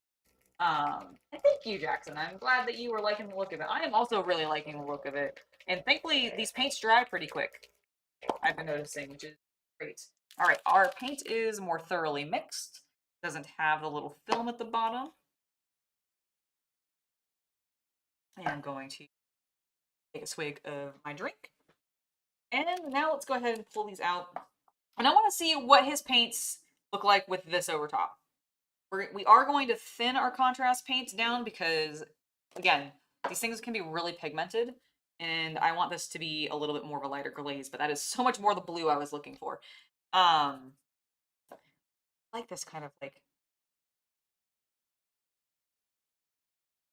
I like it. I like that a lot. It's deepening it just the way that I want it to, but it's not actually taking away from that lovely baby blue color tone that we put down. Like you're still really getting it on those highlights, like on the edges. That kind of what I wanted. In fact, that's exactly what I wanted. So we're just gonna do this. You know, I will say, now that I'm using my contrast paints over top of this, with the consistency of the Duncan Rhodes paints, they do actually maintain a really nice smoothness that I could even equate to the consistency of contrast even beyond the washes. Like the washes definitively have a little bit of a contrast feel to them in the sense that I feel like they pigment a lot stronger than say Games Workshop's washes sometimes do, at least some of them, because like Mortarian Grime, for example, and there's a couple other new ones that are a little bit more transparent than others.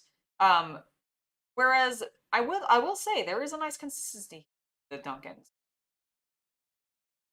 Again, they flow kind of how I expect paint to flow, and that's what I'm really looking for, no matter what the paint brand is I just want it to feel like how painting should feel. And this is feeling like how painting should feel. I know I'm working with contrast at this point, but even prior to that, with the Duncan stuff, it was feeling that way. And I applaud him for that. That's kind of hard to nail sometimes, oddly. You think it wouldn't be. You think it'd be the most important thing for it to feel like painting. But I do feel like sometimes that is not the case. I also just have very specific expectations of what I think painting should feel like, how paint should flow. And because I have worked predominantly with inks in my life, I really want everything to just flow like an ink. And that's kind of what I've been managing to achieve. Oh, oh, oh. On. Where I don't want it. Perfect. We're fixed.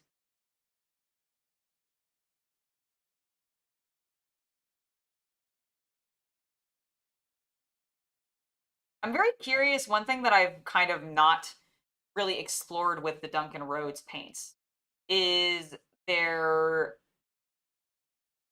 opacity. Because I've been thinning them very heavily so that I don't lose much of the nice undercoating that I got on the model, both from its natural state from how Awaken Realm sent it to me, but also dry brushes that I added over top. And I'm kind of curious, like, right now, this blue right here that we're looking at has a little bit of an icy, almost frosty vibe, right? Like I like it. I think it's lovely. But I'm curious what like the full saturation of that blue color tone is. Like if I were to build up the paint more and then, do a traditional edge highlight and just have this be the solid coat, would it be darker or would it maintain this slightly lighter color tone, I wonder? Or is that just a result of me having thinned it so much? Questions that I need myself and explore as I expect you will start seeing these a little bit in any painting tutorials going forward because I am enjoying them. I really like what this is doing over top. Like what a beautiful undercoat for this contrast color. I am just, oh, it's so good. I'm just really, really pleased.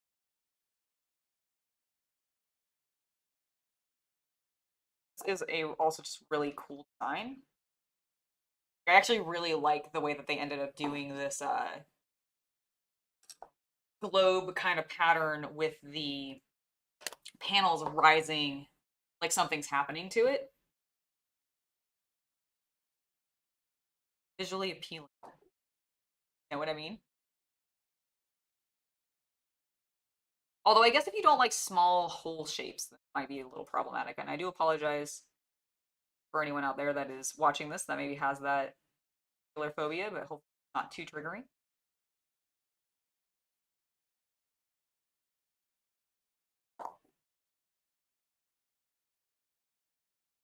All right, there we go. We have just a few little panels left. Hey, Jake, it is good to see you. Hope you're doing well.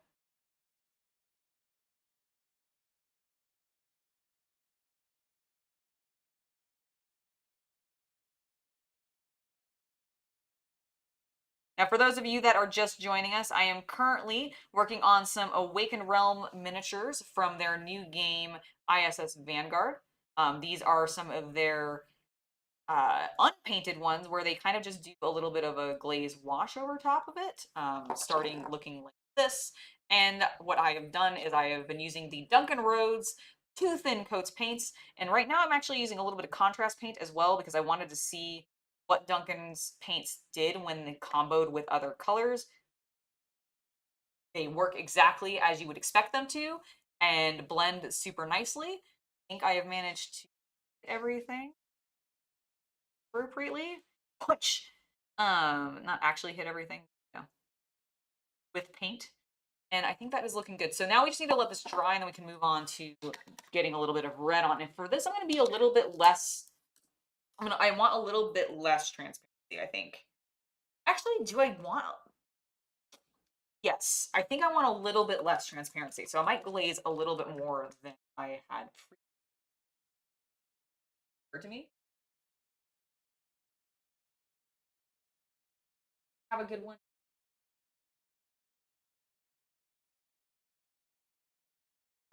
I know I definitely will be having a wonderful hobby night. I hope everybody in chat is going to be having a wonderful hobby night.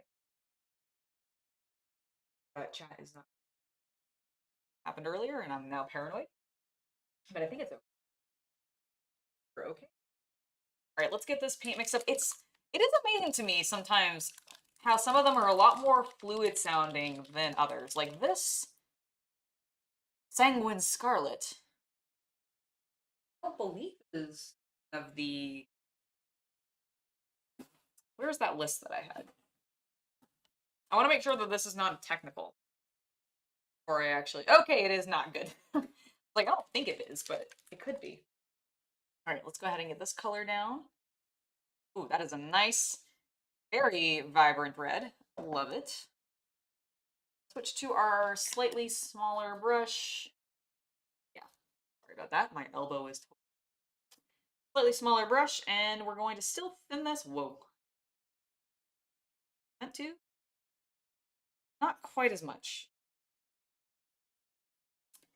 Now, even though this is still a little bit wet, I'm gonna cheat, give it a little bit of an extra second to dry, guys, while I reactivate my putty, because occasionally the stuff just really does not want to stick always. I think it's sometimes the texture. Some of these, I don't actually know if these models are resin or not. I did not look, but I think the plastic. Not 100%. So, get that on there.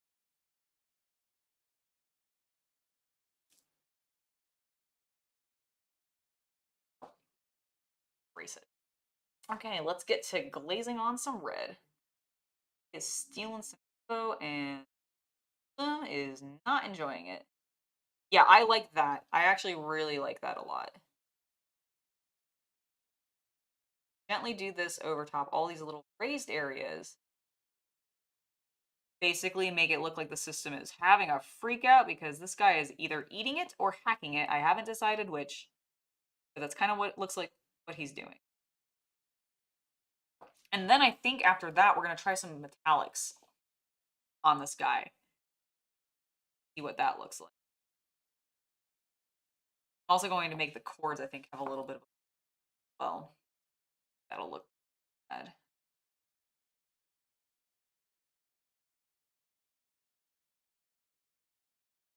No problem. You can absolutely pop in or out of the stream at any point. I take no offense. I completely understand. Have other things they gotta do. It's okay. This will always be up later, and you can just watch it then. It's actually coming along really, really nice.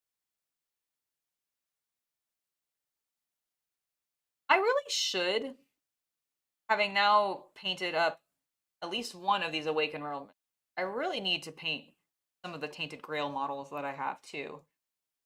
They are super cool, in my opinion. Definitely my aesthetic. Arthurian sort of look, if you're not familiar with Awakened Realms Tainted Grail game. Really digging it. Although this is really cool. There's a lot of really neat models for this particular game as well. I really just want to play this game, and I think I'm a little bummed that I cannot yet because it's technically not hit its retail release, and I missed the Kickstarter, which is what happens. Oh gosh, yeah. When sometimes there are certain pieces on models that are just like pain to work with, specifically for that reason.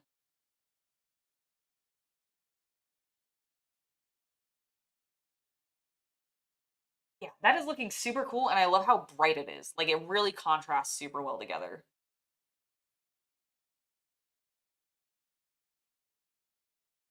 Without being jarring, which is always my biggest concern. Sometimes, like, I'll go for something to contrast, right?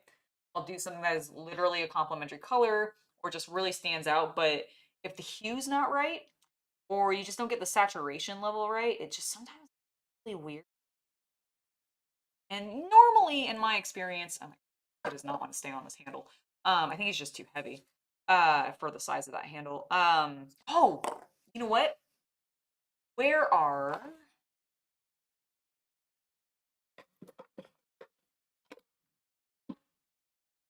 Okay, there is a benefit sometimes to these games. Maybe there's a benefit sometimes to these. No, okay, I need the big one. I need the big one. The big boy. Get out. Here. Hold on, I have to scoot the camera a smidge. Because it is blocking my drawer.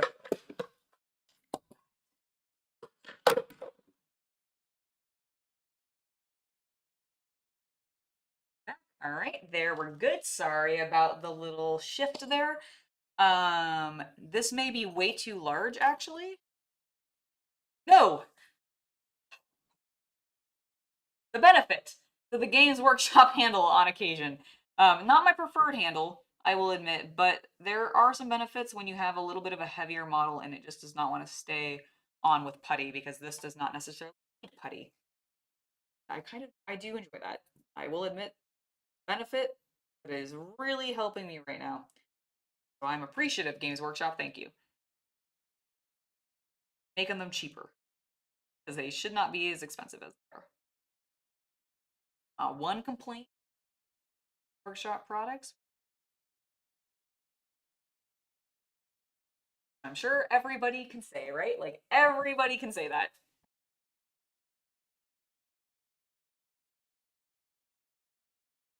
All right, I do think after we get this done, and maybe we do a little bit of metallic, I might just stop with the red and move on to the metallic, because I'm going to wrap this up here in a little bit. I do want to keep going because I am having fun. You guys are too. Let me know if you are enjoying this, because the hobby streams are something I really want to continue. They are something that I have actually some fun ideas with, and I think it's a way that I can work with other like partners as well to just showcase some cool models that I may otherwise not want to do two specific tutorials for, but like, grab them, paint them up with you guys, talk about them, explore how cool or not cool they may be, and go from there. I just think it'd be a lot of fun. I also would love to use this time to end up exploring what we are doing for our painting tutorial in the week, if we end up doing a painting tutorial, or maybe we showcase what we're building because we're doing a build video that week or something like that. Like there's a lot of opportunities and I am very hyped to finally feel like we have the space, time, and like really the space and time. Those are the two big things to actually do live streaming a little bit more consistently. It is pretty freaking great. And definitely let me know if you guys are enjoying it. Whether you're watching this live with me now or if you are watching this on YouTube later, please let me know. And I'm always open to suggestions on start times and everything. I'm really feeling like this 3 o'clock is going to work well for me. So I'm hoping it works well for you guys. Um, and also let me know what other kinds of things you want to see me paint while we do this, because there's a lot of opportunities. Like I've got Legion models, I got Marvel Crisis Protocol. We could do BattleTech, we could do Sludge, we could do World of Tanks. There's totally lots of options for games that I already have sitting around that have miniatures in them that I absolutely would love an excuse to just sit down and paint. And frankly, that is kind of what I'm using these streams for. Really, what I've kind of used the entire channel for is to help me get just stuff painted and worked on. But this is a great opportunity to do so because I can just sit here, ramble at you guys, and then paint some models. And I think it's Kyrie Esco asks, what's on the paint table tonight? Well, right now I am working on some Awakened Realms models from their latest game that could have gone on Kickstarter called ISS Vanguard. It is a sci-fi cooperative game, I believe, that I unfortunately have not got a chance to play myself. However, the models look stunning. I did manage to get that. They sent them to me actually to try out and give a shot and those kind of review. And that's what we're doing here today. And also, I am using the new Duncan Rhodes Too Thin Coats paints because my Kickstarter that I had pledged that I had ordered for this almost years or so ago finally has arrived because I think there were some production delays because who right now has not had production delays? And so I just was like, okay, cool, I'll wait for them. It'll be fine. They've arrived and now we're using them. And honestly, I really like them. They have a really nice, smooth consistency. I have been watering them down significantly because I've been treating them as a glaze for the most part. But I have been very pleased with their coverage, with the saturation level of the pigments, um, and just the flow of the paint. They do all have mixing balls in their bottles, with maybe the exception of the washes. I haven't specifically noticed if those ones have a mixing ball in, but the just standard acrylics do, which I am a huge fan of personally, because I like when companies make things easier on the user to have to mix and save on, damaging their wrist or their grip and everything, because I know that is a thing that happens a lot. As painters and stuff, as hobbyists, we use our hands a lot, and over time, that can cause damage. So anything to minimize that damage that can potentially happen to our hands so that we can continue painting for longer and just more of our lives, then I am happy for. And the colors have been great. Like there's a pretty decent range. I got the entire collection. Um so like I overall very satisfied with his paints. Wish they hadn't taken so long to get to us, but I'm not really going to hold that against him. And hopefully cuz I think I'm not 100% sure, but I swear at the very beginning they talked about doing a retail release of the paint. And so I feel like I remember that from back when I used to work at a game store and I was their buyer. Feel like when because that's when I ordered these actually was when I used to still work at the game store. Um, and I feel like there was a retail release coming. So I'm really hoping that these do actually, in fact, end up in stores so that more people can get them because I do think they're good. Um, there's a lot of paint brands out there though, so I guess it's really just a matter of your personal preference. But yeah, I definitely think they're worth checking out if you can find them, or if you happen to just order them and yours have come out or arrived. I would definitely open them up and give them a try because they're pretty fantastic, in my opinion so far. I know I said I wasn't going to finish the red, but I've literally almost finished going, and then we'll do the metallic. And I think we're going to wrap the stream up because, frankly, my throat's a little tired. I'm not used to streaming yet.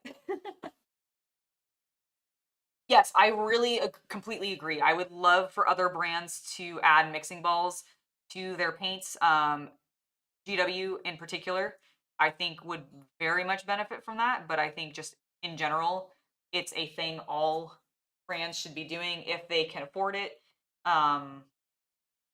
Because I think it's nice. I just think it's a nice thing, consumer friendly.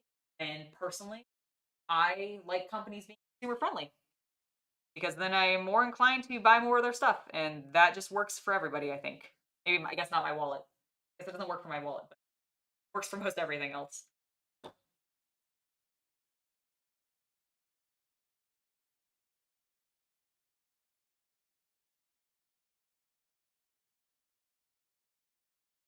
Yeah, no, the Army Painter did announce recently that they're preloading their paints with two mixing balls, I think, each. Just in order to address the concern some people had over how much they separate, honestly, which frankly is just I think a thing paint in general does. Like I just think that's the nature of the beast. But honestly, the fact that they're actually addressing it and trying to come up with solutions that don't inherently cost the consumer an arm and a leg, and instead they are doing things on their part. I really do enjoy that. It's one of the reasons I actually very much like Army Painter as just a brand. I've also just used them for many years. So it's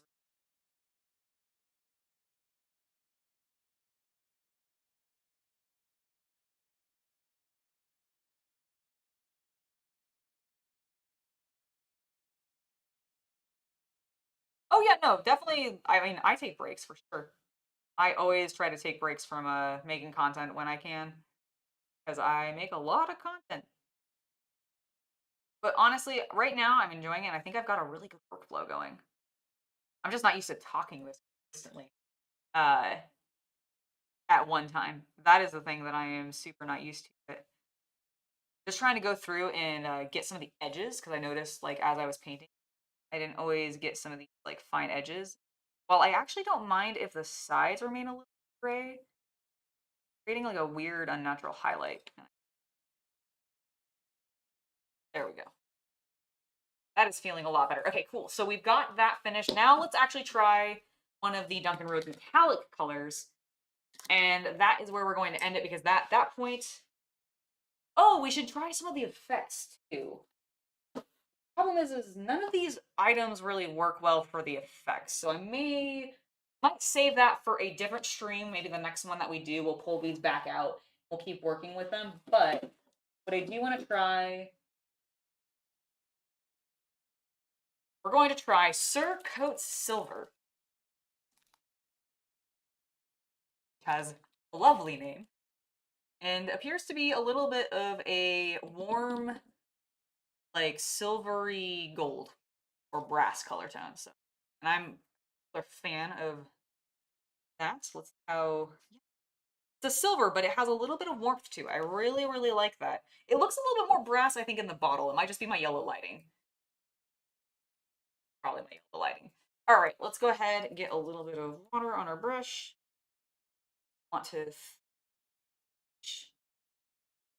then I'm gonna focus on this center little panel here. Go to town. Oh, I like that. That has immediately lovely coverage. Digging the way that it flows. It's not feeling too thick. And I feel like I have plenty on my brush. I can on coating because of how watered down I got it, but it's nice. Like, yeah, I am super enjoying these paints. And honestly, I'm super enjoying these models too. Like, I I really don't paint enough board game miniatures. They have such fun designs sometimes. They're not always the highest fidelity, although I will say these Awakened Realm ones are actually quite detailed and have a nice amount of texture and I think care taken for their designs. They're also very clean, which I can't always say when it comes to I can't always say that when it comes to board game miniatures. They're not always the cleanest. But this is actually quite clean. And I'm super just having a lot of fun with it. Honestly, is my whole goal. It's one of my goals. I have a lot of goals with this, but one of the main ones is just to continue to have fun, the hobby, and have been awesome. So overall, I am hyper satisfied with how this is going. These paints are fantastic, and we're just gonna finish up this little section. We'll go over the last bit of comments, and then I am probably going to head out, and we will check back in on next Tuesday, because that is the current plan. Like, my current plan right now is to stream hobby content every Tuesday, starting at 3 o'clock Pacific time, which I believe with the current time change, if I'm not mistaken, is 6 p.m. Eastern time, and then I think it's 11 p.m. British Standard. So I do apologize, it's a little late sometimes for my European viewers, but we are also going to have another stream on Saturdays, which I do plan on having one, I think, this week. That is my goal. And that is where the Let's Play video game stream is going to be moving. So if you guys have been enjoying watching me play various games, we are going to continue that on Saturdays. That is going to start at, I believe my idea is 10 a.m. And no, oh, I'm so sorry that you keep missing them a little bit. We will get into a better schedule, the one that's more consistent, so that hopefully you'll be able to hang out. Like I said, I'm gonna still go for a little bit longer. I need to finish this little section, and I'm talking about my current plans for streaming, in fact. So, like I said, Tuesdays are going to now be the Tuesday Hobby Hangout stream. We're going to start at 3 o'clock Eastern, or 3 o'clock Pacific time, 6 p.m. Eastern time, and I believe that is 11 p.m. British Standard Time. And then Saturdays, we're going to do our 10 a.m. stream where we're playing video games. I don't know what I'm playing this week yet. I haven't fully decided, but it'll probably be likely something Warhammer-y themed, because I do tend to like my Warhammer-themed games. And I'm really looking forward to when Darktide is officially out. Gosh dang it, because it's going to be amazing. I think I've got all... Nope. Yeah, that is the plan going forward with streaming, and it may adjust itself a little bit as, other things start happening, depending on what the holiday season is. I'm kind of considering doing something maybe a little bit more streaming in the actual holiday season, maybe as a little bit of a break, do like an hour or so once a day or something like that. I haven't fully decided. I'll keep you guys posted. But we're definitely going to be continue doing this because I'm having a lot of fun with it. All right, I am very happy with this. Let's give a final conclusion on how I'm feeling both about these miniatures as well as the paints that we've been using. So just one final thing. These are, once again, from ISS Vanguard, the new game from Awakened Realms. I'd highly encourage you to check it out. I believe the Kickstarter is officially ended, but you can, I think you can still late pledge, don't quote me on that, but it's also planning on having a retail release, and I do know that the Kickstarter, I believe, went out to, but previously kickstarted it. All right, like all the awards, I believe, are starting to go out. So if you back this yourself, hopefully it'll be coming soon. This is specifically from their Close Encounters pack. I'm actually also going to switch. We're going to go here, and then we're going to slightly adjust our camera.